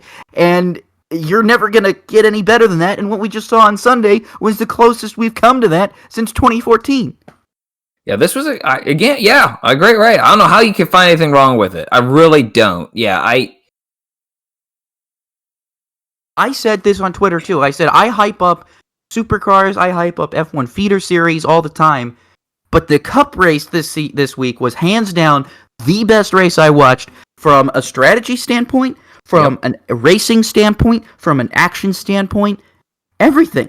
I mean, the F3 races, they were good. The Formula Regional races, they were good, but they weren't spectacular. They weren't like, they weren't anything that a non-racing fan would freak out about, But I feel like even the Supercars races, I think the last two went caution-free. Now, the last one, I think, had no safety cars. And a lot of people would have probably looked at that and said, oh, that's boring. No. There was some great strategy in those races that made it fun to watch. And Supercars is notorious for always having the cars be close. So yes, the cars were close. Yes, there was a lot of passing. Yes, there was a lot of side-by-side racing. But beside that, you still had a very, very interesting strategy from all of the major contenders in that race. And in the NASCAR race, much like it, you had that same thing, except you had cars slip-sliding around, running on the ragged edge, getting Darlington stripes. It was like a Darlington race of old, and I just can't understand how anybody can look at that and say it was bad when you could look at every other race that happened this week, and I'll say it was a great race. They'll say it was a terrible race. And if those races are terrible, then the NASCAR race cannot be terrible. That's my opinion. You have to say the NASCAR race was good if you're going to say races with no cautions and little strategy and a lot of strategy, you're bad. Because the fact of the matter is the NASCAR race had little cautions and strategy, which apparently NASCAR fans don't like, but it also had lots and lots of passing, decent amount of lead, especially in the first stage of the race. You saw comers and goers right off the bat. Someone took out to like Keselowski took out to a big lead, and then within a few laps, you started to see that lead close and close and close. Before you know it, you had a new leader. Another car was in front, and then that car would start to fall off, and then the second place car would start to catch it, and you would have these consistent lead changes as the tires fall off, as the track changed, as the cars changed. That's what NASCAR of old was, and we got that all day on Sunday. I just can't understand why people are sitting there saying that race was bad. I think this is one of the few races that have matched the Xfinity series. Yes, I agree. In the last at least 2-3 years, where I was just as entertained from the entire field's on-track product to the Xfinity series. Just I was impressed. Again, I think I don't care whether you're a fan, you're an industry person, you're a media individual, you're another YouTube or podcaster for NASCAR. This was a win for the 750 package. And you know what? There's going to be times, as you said, NASCAR of old, where there's going to be a guy come out here and whip the field in this. They're going to nail it, and it's going to go because they are superior for whatever reason that weekend at saving their tires, running their car to the very edge, and getting the maximum speed out, and hitting the setup right. Because Truex had to hit the setup right. Well, otherwise, wouldn't the other Gibbs cars be out there running just as well as him? They're running basically equal equipment. Denny Hamlin didn't have pretty good, but I don't think his setup was as on point as Truex's was. No, not at all, not at all. And I don't think anyone's setup was as good as Truex's there, except for Kyle Larson there at the end. But I think that was just more so. Larson's car, I think, was more dependent on track and tire conditions. Because it looked like when Larson was on fresher tires, the car could do a lot more than he wanted. Whereas when the car was on older tires, it looked like Larson could still wheel the thing, but it just did not have as much speed as it would have on newer tires. So I think that, or especially Larson's car looked better, and when the track was maybe a little bit cooler later in the race than when it was hot and slick at around like high 3 o'clock when it's in the heat of the afternoon. Yeah, I agree. I think he needed to be a little more tortoise over that last run and a little less hair. I texted some buddies of mine who were at the race, and I'm like, yeah, I think that's the way it needed to go. One last thing here, real quick, Rob, before we move on.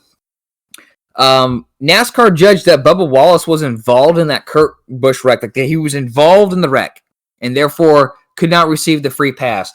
I didn't agree with that call. I'm like, that's just racing, and if he's happened to be there, he had nowhere to go. I didn't agree with that call from NASCAR that he was involved in the wreck, and like the official report says he's involved in the wreck, and therefore he can't receive the free pass. I think that was a wrong call.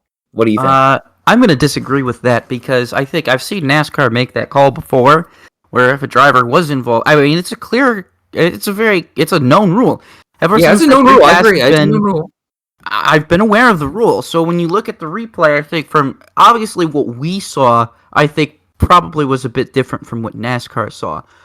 But from what I saw, they showed that Bubba's car had damage on it.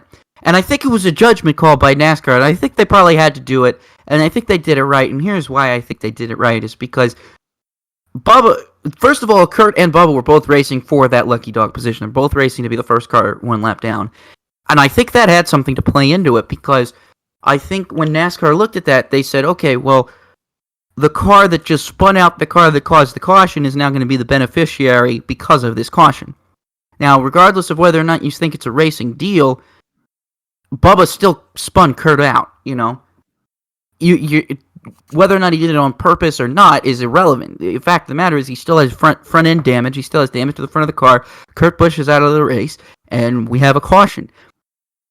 I think it was a judgment call by NASCAR because of the position that the two of them were racing in. I think if they were racing on the lead lap, I think if Kurt was on the lead lap and Bubba wasn't, maybe they probably would have called it differently. Maybe at that point they would have called it differently, or maybe vice versa. But I think because they were both racing for the lucky dog position, I think that's where the judgment call came in from NASCAR.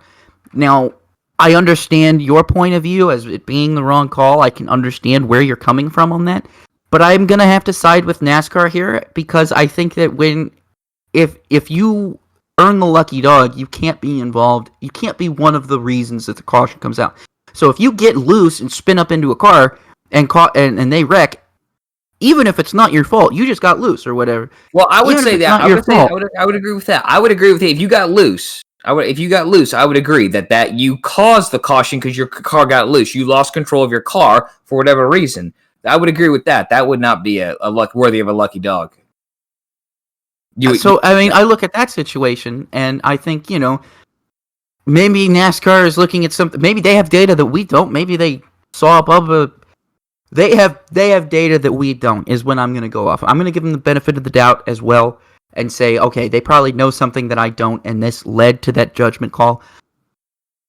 I think that they've been consistent with that call before, so that's, again, why I'm not as upset about it. I understand your point of view, but I just have my feeling that they made the right call, and I understand it's upsetting to Bubba fans.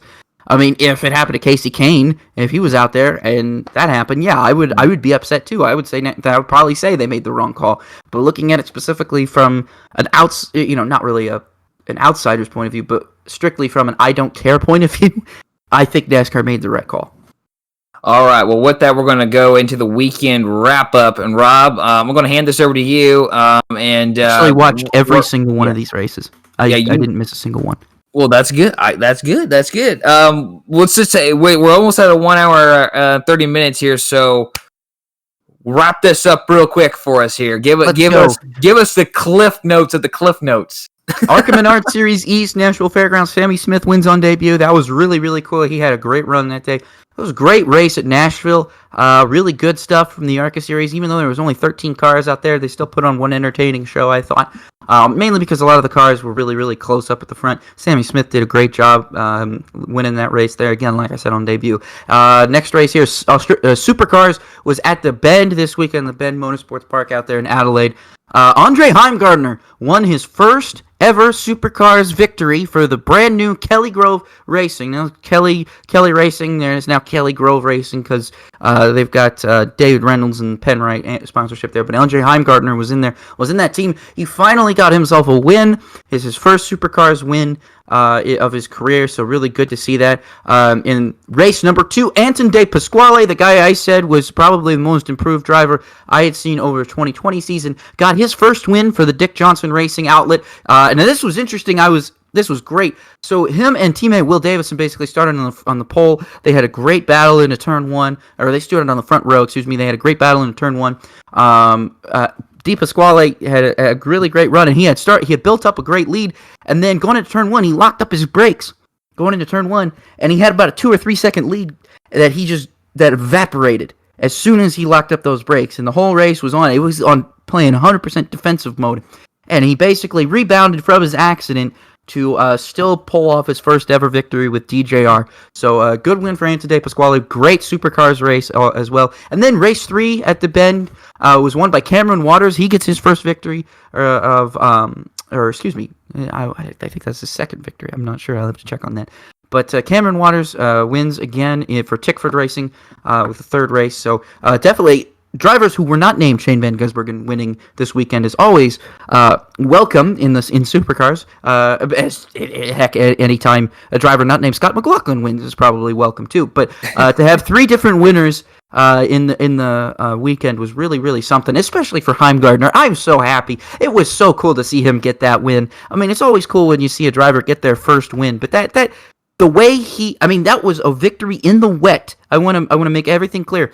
Supercars race 1. I actually watched the Super Utes, the V8 Utes race, which is like Truck Series, but down in Australia. I love that. Their first race of the season was this weekend. All 3 races. I'm not going to cover those, but those races were crazy. First of all, the first race took place in the wet, which just made for some insane racing. You saw cars all over the track spinning out. And then the second race, you had a driver spin off and then get lost and go down the wrong portion of the circuit, the circuit the outer circuit. So they were using like a little bit of the inner circuit or whatever. This guy ended up accidentally going around the outer circuit after he got turned around wrong. It took about 2 or 3 minutes to get back on the main racing track. Ooh. It was pretty funny. And then the third race was just a pretty good race. Great stuff down there in Australia. Also interesting too, Supercars race at the Bend had actually some wild cards. So you had Thomas Randall running a race. Thomas Randall is an interesting note because he was running and he had won Australian S5000 races over the course of the last couple of months. And so I talked about S5000 last week, I think, with Joey Mawson winning the championship. Well, Thomas Randall won a couple of races, and he actually got a wild card shot to run the Supercars race this weekend. So he was in all 3 races.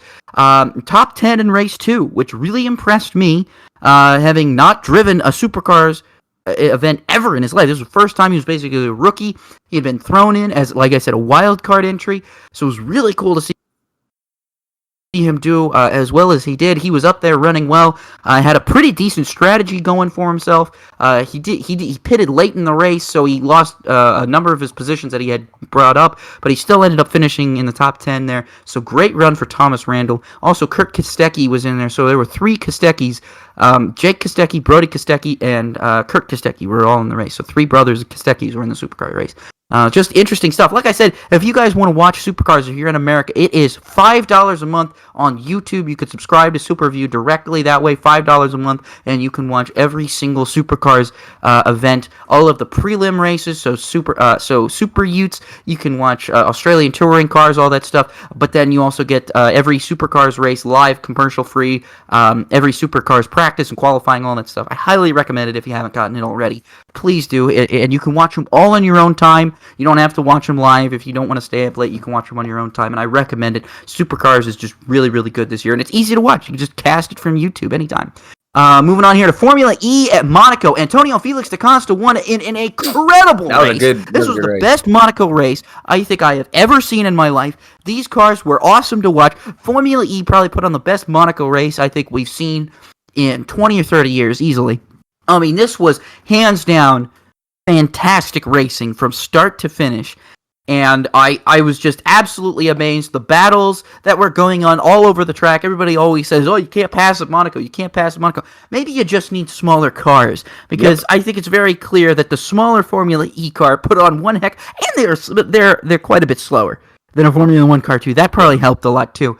But overall, Formula E should definitely be racing at Monaco full-time now. I think I talked about it last year. I said, if ever there comes a time where Formula 1 stops racing at Monaco, Formula E needs to just fill right in there, because if you want a good race that's not going to generate a lot of noise, but still going to have about the same amount of prestige, Formula E is the place that you're going to want to get it done. That was a great race. Felix da Costa ran a fantastic race. The Techeetah boys really know what to do when it comes to Formula E. Just overall great race. Even with the late safety car, and they lowered the energy levels. Now, of course, Formula E did make a change. They said if a caution flag comes out, or a safety car, full safety car comes out within, I think, the last 10 minutes of the race, they're not going to reduce energy levels to avoid what they had in Valencia. But this time, so they did have a safety car, so they did cut out like 5 or so kilowatts, I think, and it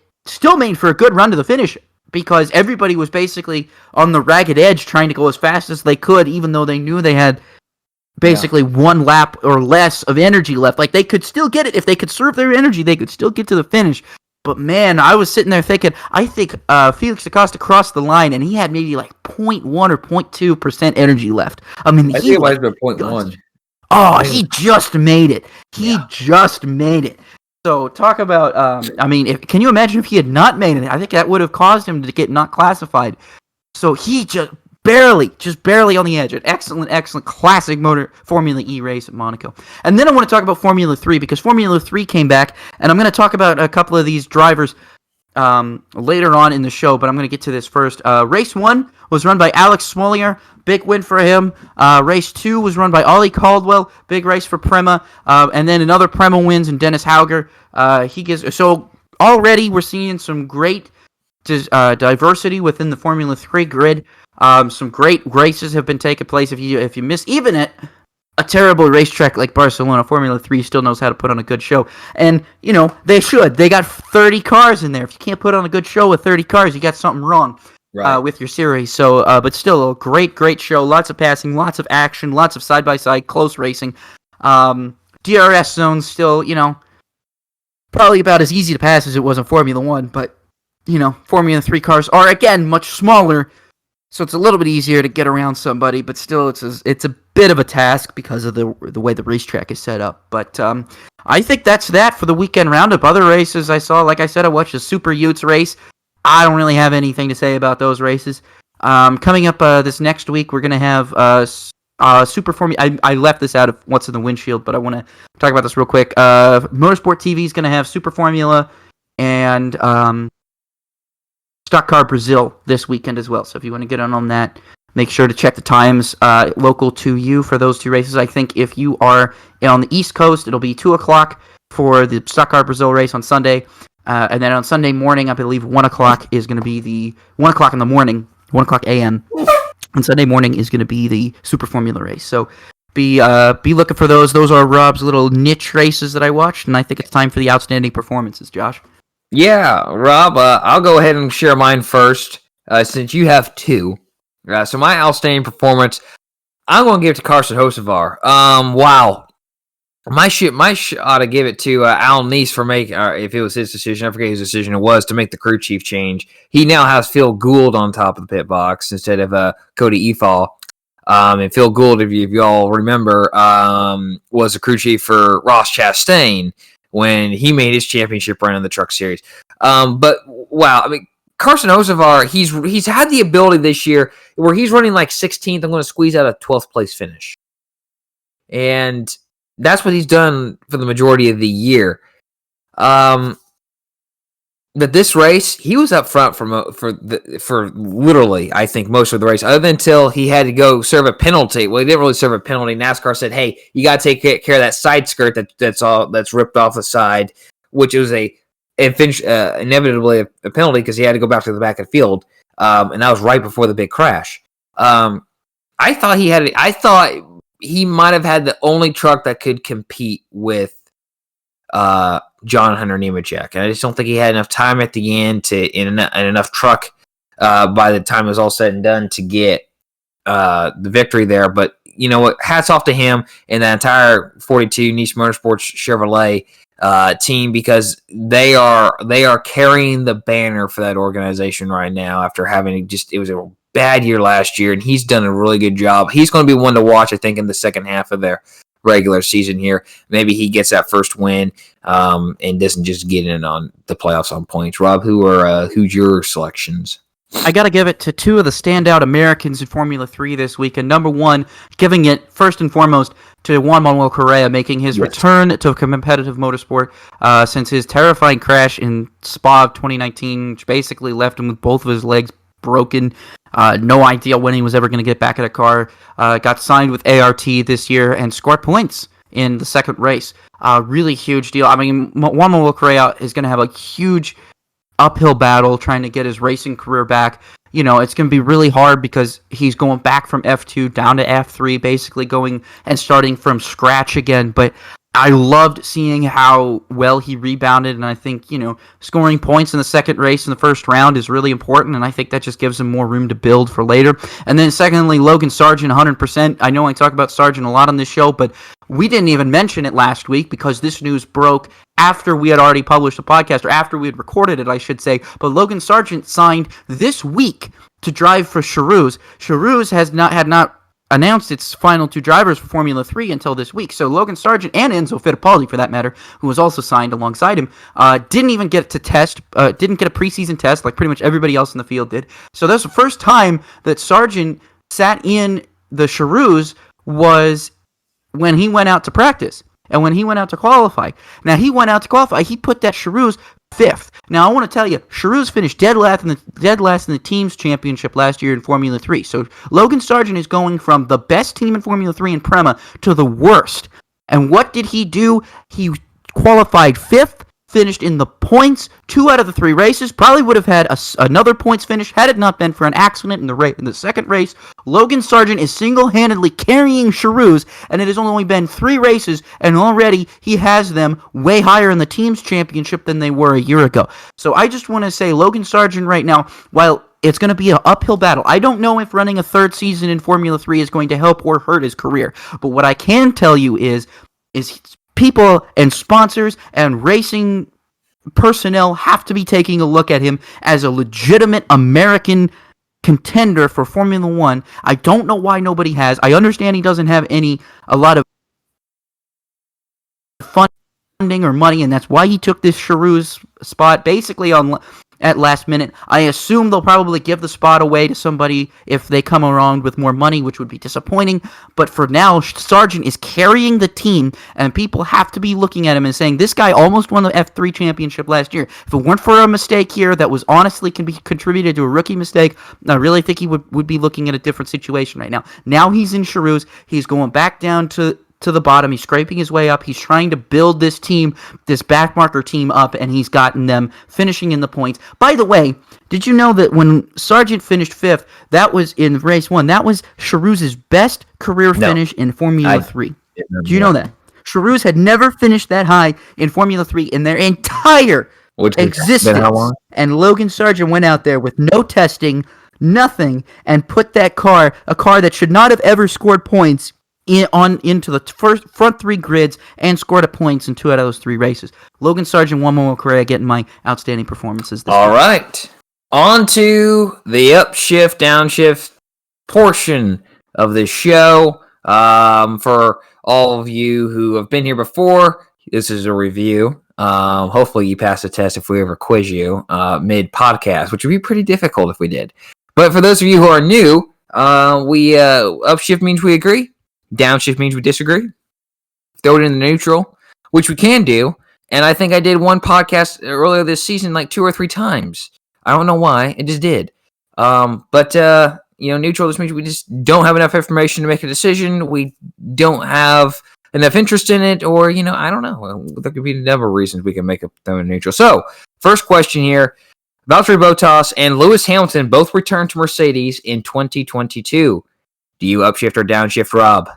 I'm going to upshift right now because I don't see any reason why that would change given the fact that they're still whipping Red Bull right now in terms of strategy. Based upon what I said earlier in the Formula 1 discussion, I really don't think I have a reason to explain why I'm upshifting. I'm going to downshift. I just have a feeling one of these drivers is not going to return next season. Can't really explain it. It's a gut feeling I have. So, gut feeling I'm going to shift by, which is downshift. Next question. Is NASCAR team owners and OEMs slowly seeing how much better the racing product is with the 750 horsepower low downforce package? Do you upshift or downshift, Rob? My heart says I upshift, but my brain and my gut and internal opinion downshifts.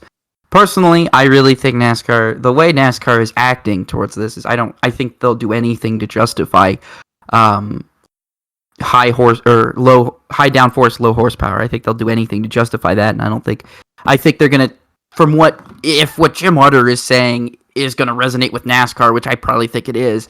NASCAR is going to look at that and say, oh, that's not the kind of racing we want to promote, and go back to that. So, I hate doing it because I hate the idea, the gut feeling that I have in my head that Steve O'Donnell still thinks, for whatever reason, that low horsepower and high downforce is the way to go. I don't think that this race convinced them. It just convinced the fans of what they know they want, at least you and me. It convinced us that we know what we want. This is what we want. NASCAR can provide it for us. They just choose not to. I can't disagree with how you shift and in someone of your reasonings either. But I think I will say this. I downshift the question because I don't think we're going to see 750 horsepower, unfortunately, long term, because they want to bring in new OEMs and it's easier to make a 550 engine, yada yada yada. The reasons are out there. But I hope they're realizing that the low downforce is better. If you want to have 550 horsepower, fine. But please, I really hope they're realizing that the lower downforce is just a better product. These cars need to have as little aerodynamic stability as possible. And when you put on as Toby Christie tweeted, a 40-foot spoiler on the back of your car, it's not conductive to good racing. The next one here, Marcus Ericsson, current IndyCar driver and former F1 driver, quote tweeted Autosport Live's account in reference to Yuki Tsunoda's swearing and outbursts. Ericsson tweeted, quote, "It was fun the first time or two, but now it's getting a bit too much. Instead of swearing, complaining, and acting like a kid that doesn't get his candy, he should focus on getting the most out of himself and the car. He's fast, but seems like his own worst enemy at the moment. #F1. Do you upshift or downshift?" It's hard to disagree with Ericsson because Ericsson's been there, done that. He's been a young kid straight out of GP2.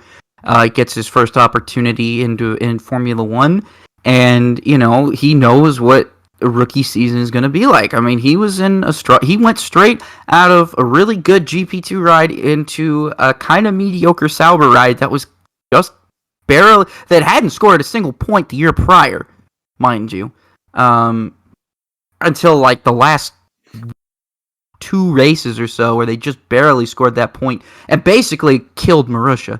Had Marussia beaten them in points, Marussia would have gotten a lot more money, and I think you'd still see them on the grid. Now, I don't know about Sauber, but Sauber probably would have been on the grid, but I know at least if Sauber had not scored points in 2014, that Marussia would probably still be on the grid now because they would have gotten a heck of a lot more money from that season. But I digress. I think, Ericsson has been there, done that, and he knows what's going on. And I think he's right. I'm going to upshift because, Tsunoda, it seems like after the fact, he was very aware, self-aware. He apologized. It seems like he's holding himself. You're young.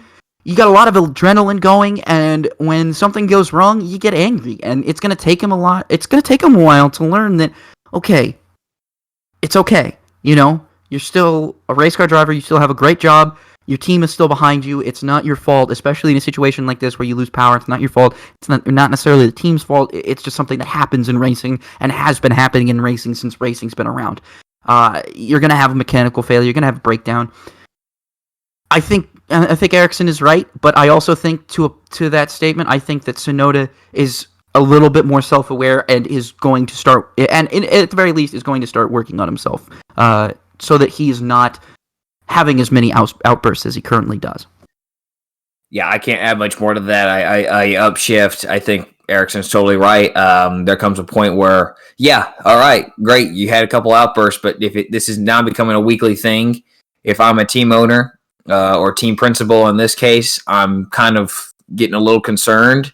But I'd obviously pull you aside, pull you into my office and say, look, we get your frustrations, but there's a way to handle this right, and outbursting, swearing, whether that's inside the car on the helmet, outside the car, in the garage, is not the way to handle it.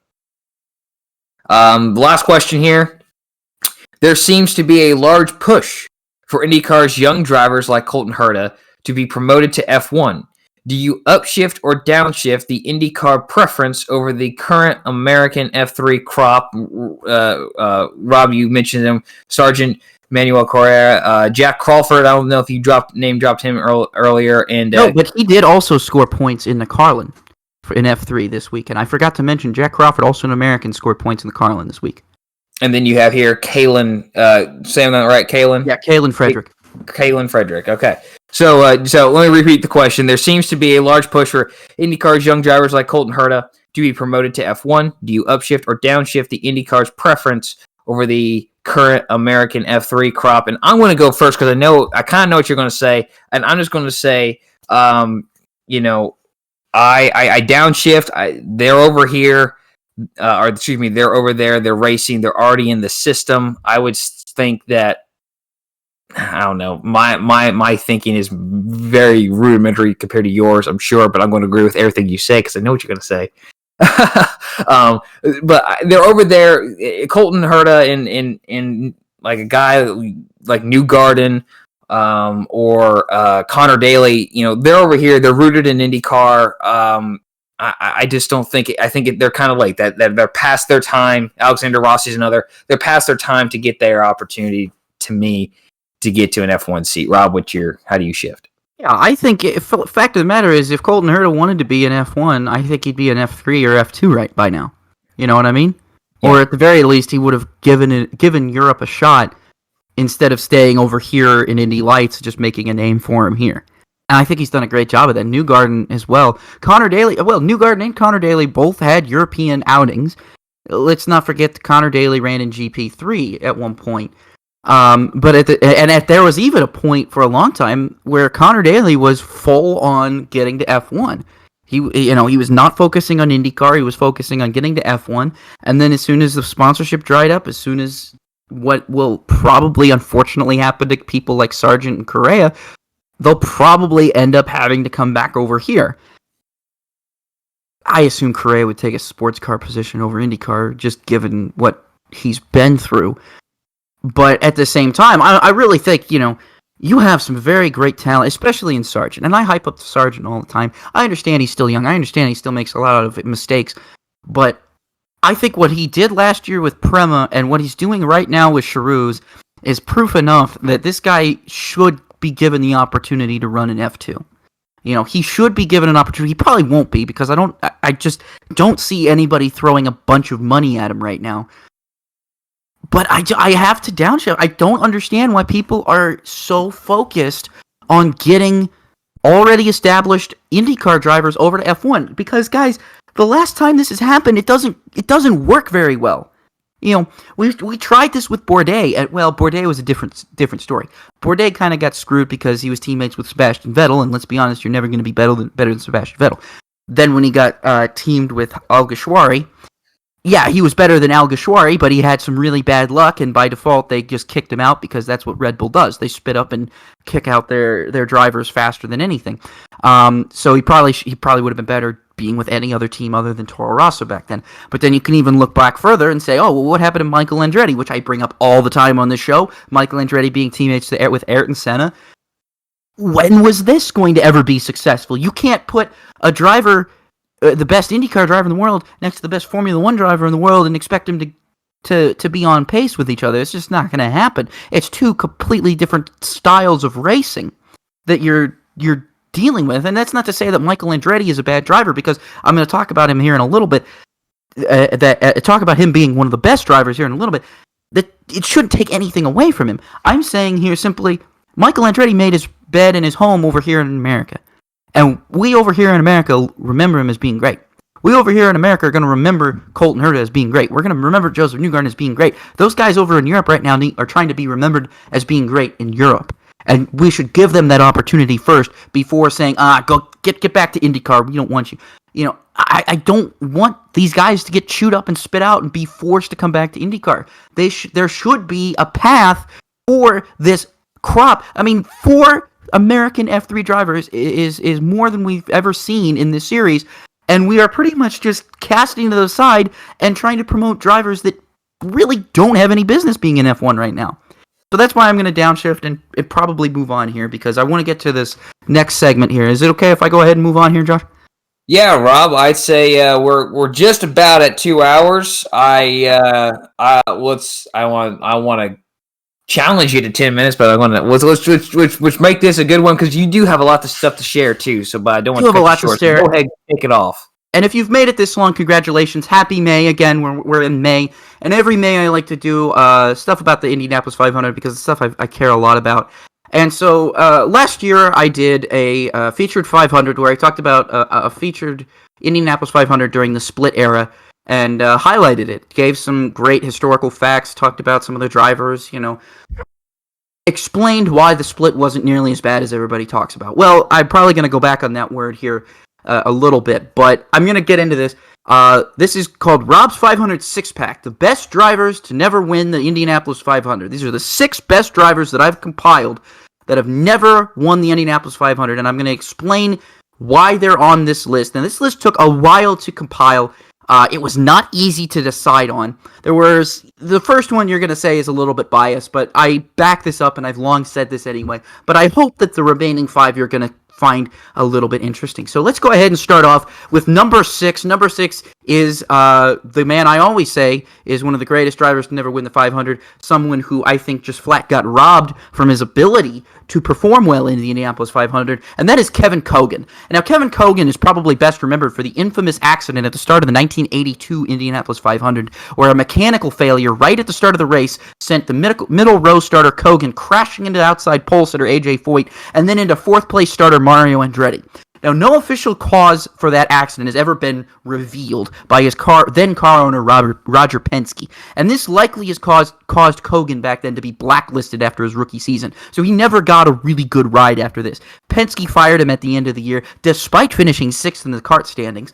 By the way, Cogan was always fast. This is what always bothers me, is Cogan was always fast in his junior formula, and as soon as he got to kart, the guy was destined to be good, but this infamous incident happens. Now, there's been numerous accounts that says, well, Roger Penske went and tested this car later out at Michigan, and the same thing happened, where the car just veered right out of nowhere with no seeming thing. Possibly an axle broke, a CV joint broke. There's been a lot of questions. Cogan's never, I don't think Cogan ever knew what exactly broke in his car, but he's very adamant that something broke in his car, and I believe him, because I don't believe any driver that it was as quick and as smart as Kevin Cogan would purposefully crash into other drivers. It's silly that there's even people out there that believe such a load of honky. It's not true. It never has been true. Cogan did not do this on purpose, and his entire career took the fall for it when it shouldn't have happened. But the reason why he's on this list is because in 1986, he had the greatest comeback career I've ever seen. He signed on in 1986 to race with Pat Patrick, and in the first race with Pat Patrick, he won at Phoenix. That was his first career win, and Cogan had finished second before. He'd finished third before. He'd finished very well. In the races that Kevin Cogan finished, usually when he didn't crash, mechanical failure or an accident, something like that. But when in the races that Cogan finished, it was usually in the top 5. Cogan was fast. He was one of the quickest drivers out there. He always was. But he never got the respect he deserved because of 1982.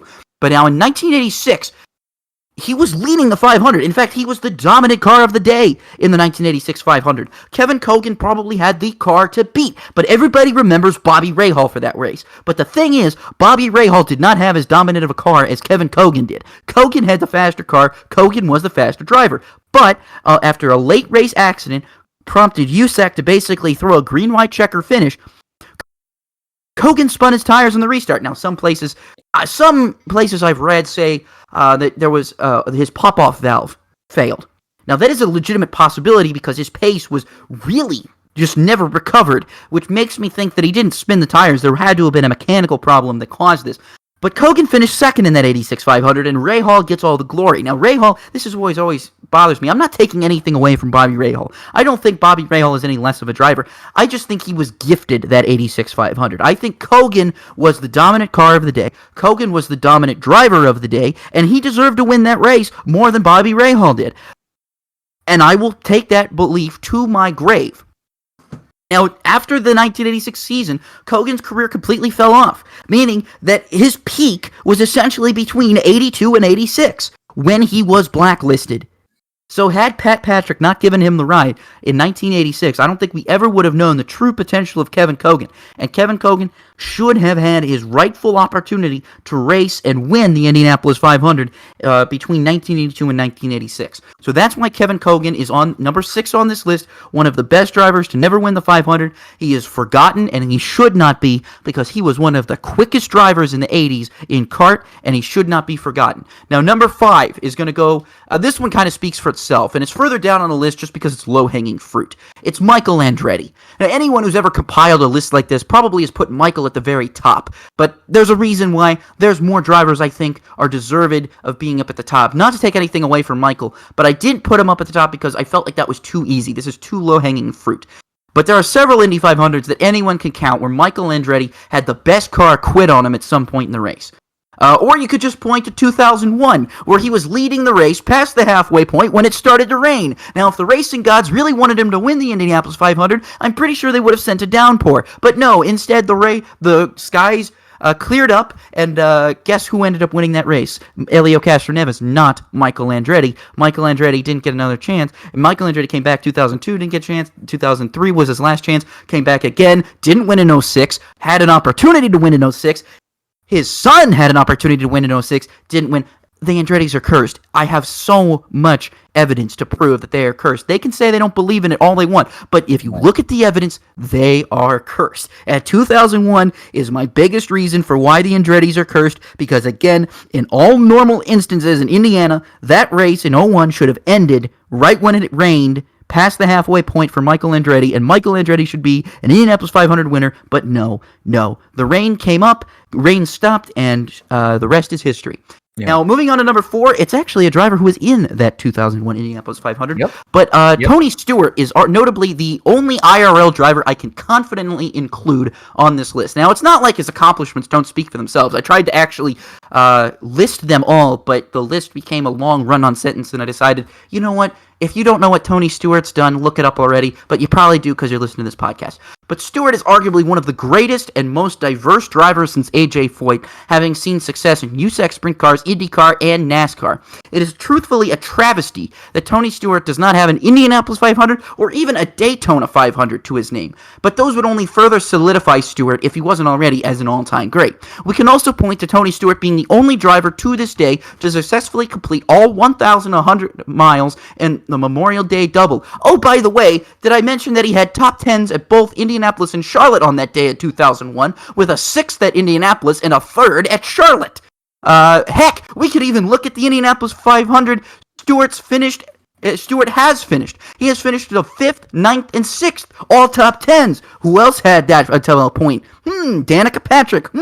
There's a lot of drivers that have those consistent top 10s in Indianapolis. Danica's not on this list, by the way. I already said but I didn't put her on this list for a couple of reasons. I could have. She could probably be an honorable mention, but the rest of her career is not nearly as great as all these other drivers had in other disciplines or outside of Indy racing, or in Indy racing, period, in the example of Michael Andretti and Kevin Cogan. So that's why she's not on this list. I'm sure you could probably say, well, if you're putting Cogan on this list, you should put Patrick on this list as well. Yeah, you could make that argument, but I didn't want to seem biased because everybody knows I'm a Danica Patrick fan.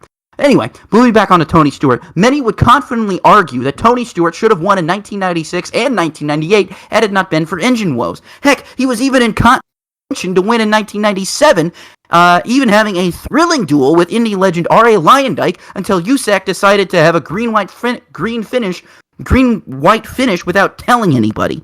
So if you remember the 97 500 I talked about last year during the featured 500, you'll remember how USAC decided to go and throw the green after a white flag. That was me pretending to snort cocaine, by the way. I don't know if you heard I'm glad you told us. Yeah, I don't know if you heard the little sound effect I did, but that me inhaling was supposed to be whoever was up in USAC that day doing a line of coke before saying, hey, let's throw the green and not tell anyone. That would be fun. Number 3 on this list is going to go to a man who I think everybody probably puts on this list, is Nigel Mansell. Nigel Mansell is someone who came to kart in the Indianapolis 500 fresh off having won the 1992 Formula One World Championship with Williams. Mansell finished 3rd in his maiden Indianapolis 500 in 1993 and wound up winning the kart championship later that same year, becoming the first person to hold the kart and Formula One championships at the same time, because at this time, at that time in '93, the Formula One champion hadn't been decided yet. So Mansell actually held both championships simultaneously for a period of time there. But I cannot think of any other driver who won championships in two different series in back-to-back years. I don't think any other driver's ever done that, period. And Mansell was at the absolute peak of his driving career when he came to IndyCar. But with only 2 attempts in 1993 and 1994, Mansell would never have an opportunity to really win the 500 because he crashed out in 94 and finished third in 93. So perhaps his career in America did not pan out as intended, but I do believe that if things were different, and had Mansell attempted a few more races, a few more Indy 500s, I think his face would at some point have been on that Borg-Warner trophy. Now, number 2 is going to be a bit of a controversial statement, but I'm going to explain this why, and I want you all to understand why, and I'm sure there's a lot of kart apologists that will probably agree with me on this. So, Jimmy Vasser is number 2. This one is probably the most controversial because I never see Vasser's name on any of these lists. Like, I looked at, like, a bunch of aggregate lists, and then I compiled my own. I had a list that I made before, and then I looked at other people's lists that I had compiled on this, and I kind of compared and contrasted, and Vasser was not on any of these other lists, and I was surprised at that, and I had to put Vasser on here because I believe, personally, that he's on this list at number 2 because the split is the direct cause for Vasser's name not being on the Borg-Warner trophy. It was not Jimmy Vasser's fault that the split happened, but the split is at fault for Vasser not running at Indianapolis during his prime. Vasser's best season was in 1996 and also the first year of the IRL and kart lockout at Indianapolis. With a kart championship in 1996, and the US 500 victory that year for whatever it was worth, and then championship finishes of 3rd and 2nd in 97 and 98 respectively, it's clear that 16th and Georgetown was robbed of Vasser's peak as a driver due to politics. Now, Vasser did eventually return to Indianapolis in 2000, but he was vastly overshadowed by his younger teammate Juan Pablo Montoya. Montoya went on to win the race, while Vasser had to settle for 7th. Now, he finished 4th in 2004, equaling his best finish set in 1994.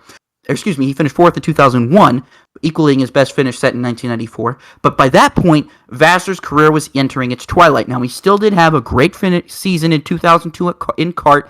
He ended up actually winning the final kart big oval race at California that year, which is actually the fastest at the time.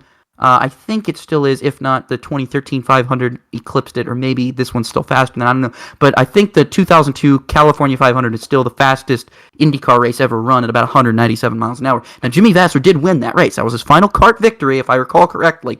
But that was in his twilight. So literally, we were robbed. The Indianapolis Motor Speedway was robbed of Jimmy Vasser's peak. And that is why he's on this list, because he very well, I believe firmly, in an alternate dimension, Vasser wins either in 96, 97, 98, or 99. There's no doubt in my mind that if that split doesn't happen, Vasser wins in one of those 4 years. He was at the absolute peak of his driving career during those 4 years, and Ganassi had some fast weapons in kart. Maybe Zanardi would have beaten him, I don't know. Zanardi obviously was not eligible for this list, having never attempted Indianapolis. So Vasser did attempt Indianapolis, but because we were robbed of his appearances at Indianapolis throughout the split, that's why he's on this list. Now, number 1 and the final one here is going to be one that I am curious to see how people react to, is actually Sir Jackie Stewart. Now, number 1 on this list is someone who is seldom ever considered an Indianapolis legend, but he is always considered a legend in motorsports history. And that's because Sir Jackie Stewart only ran the 500 twice, in 1966 and 1967. Now, Stewart had finished 3rd in the Formula One World Drivers' Championship in 1965, the year prior to attempting Indianapolis. That was actually his rookie year in Formula One.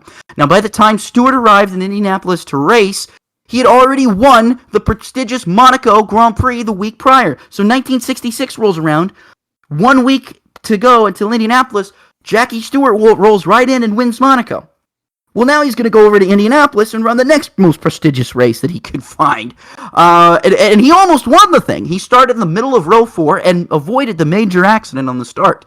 Now, he led 40 laps and would have won the race had it not been for an oil pressure failure with 10 to go while leading. He was leading the race until he had an oil pressure failure with 10 to go, demoting him to about 6th or 7th, I think. I was about 6th. I know he finished behind Mel Kenyon, who again was my church mentor, my confirmation mentor in church. Fun fact about that. I think I've mentioned that on the show before, but Mel Kenyon finished ahead of Jackie Stewart in that 500, which is crazy to think about. Mel Kenyon, USAC great. One of the greatest USAC sprint car drivers of all time, greatest midget driver to ever live, finished ahead of Jackie Stewart in Indianapolis 500. How about that? And then in 1967, Jackie Stewart again would have a problem while running well when his engine failed with 32 laps to go while he was running third. Had it not been for these mechanical problems, and had he attempted the race a few more times, I firmly believe that we would be looking at Jackie Stewart as being also an Indianapolis 500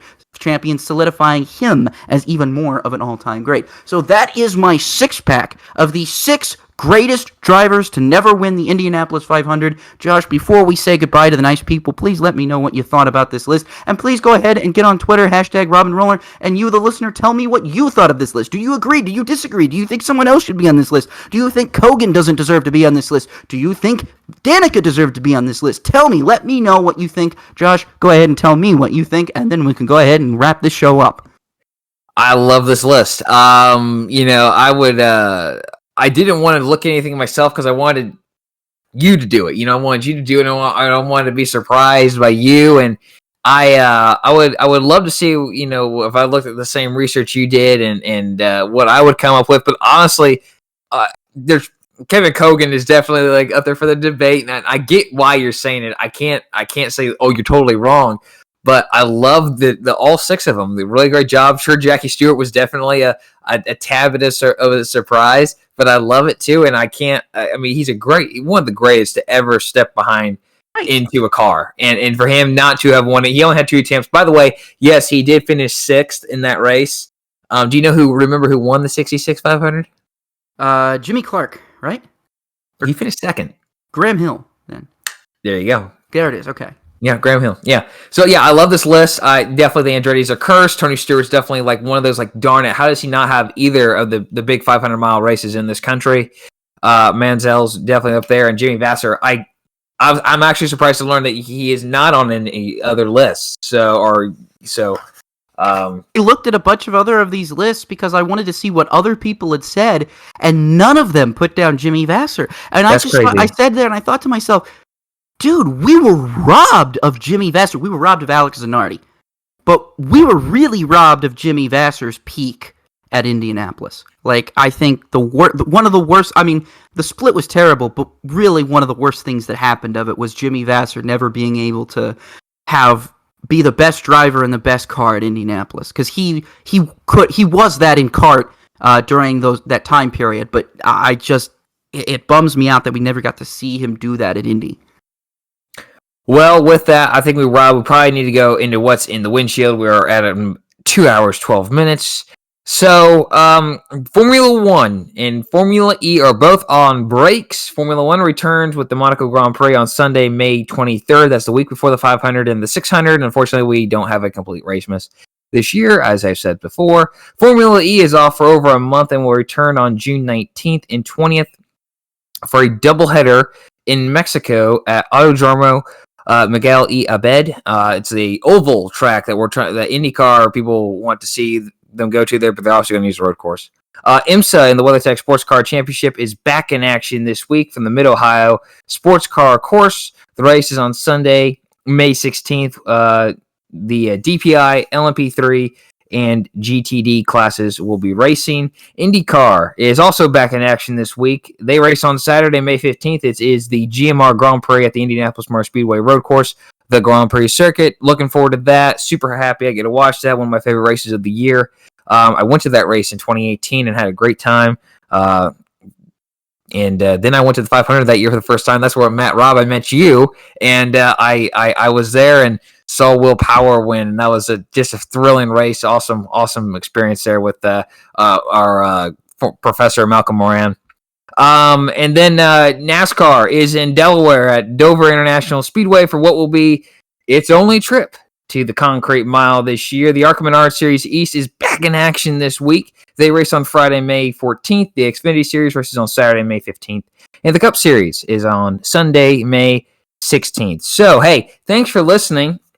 Again, sorry for going long there, but we had a lot of stuff to talk about. As always, I feel like that's an excuse. I just needed to hit a record and then just play this every single time we get to this point of the show.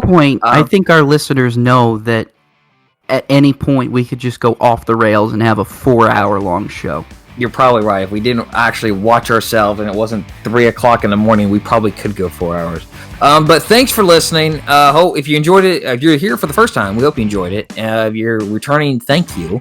Let us know what your thoughts on the feature paint schemes are. Are we wrong? Or you think we're crazy? Is Rob wrong about the contingency sponsors? I don't think he is. I don't think you should think he's crazy about it. I think he's completely right about it. Rob's making the faces like, Josh, why are you even putting that idea in their head? But let us know your disappointments and your misses on that one too. Let us know what your six, or even just one driver you think should have won the 500 is a great miss in history. In the socials here, Rob can be found on Twitter at RPEETRS33, Rob Peeters 33. I'm at roller_01, ROLLER_01, and the show is at Robin Roller on Twitter, Instagram, Facebook, and search the Racing with Robin Roller podcast on YouTube. You can find it that way as well. Hey, thanks for tuning in. We're going to have another show for you next week. It was fun doing this show. Throwback Weekend's always fun. So for Rob Peeters, I'm Josh Roller, and this was the Racing with Robin Roller podcast. Have a great week, everybody.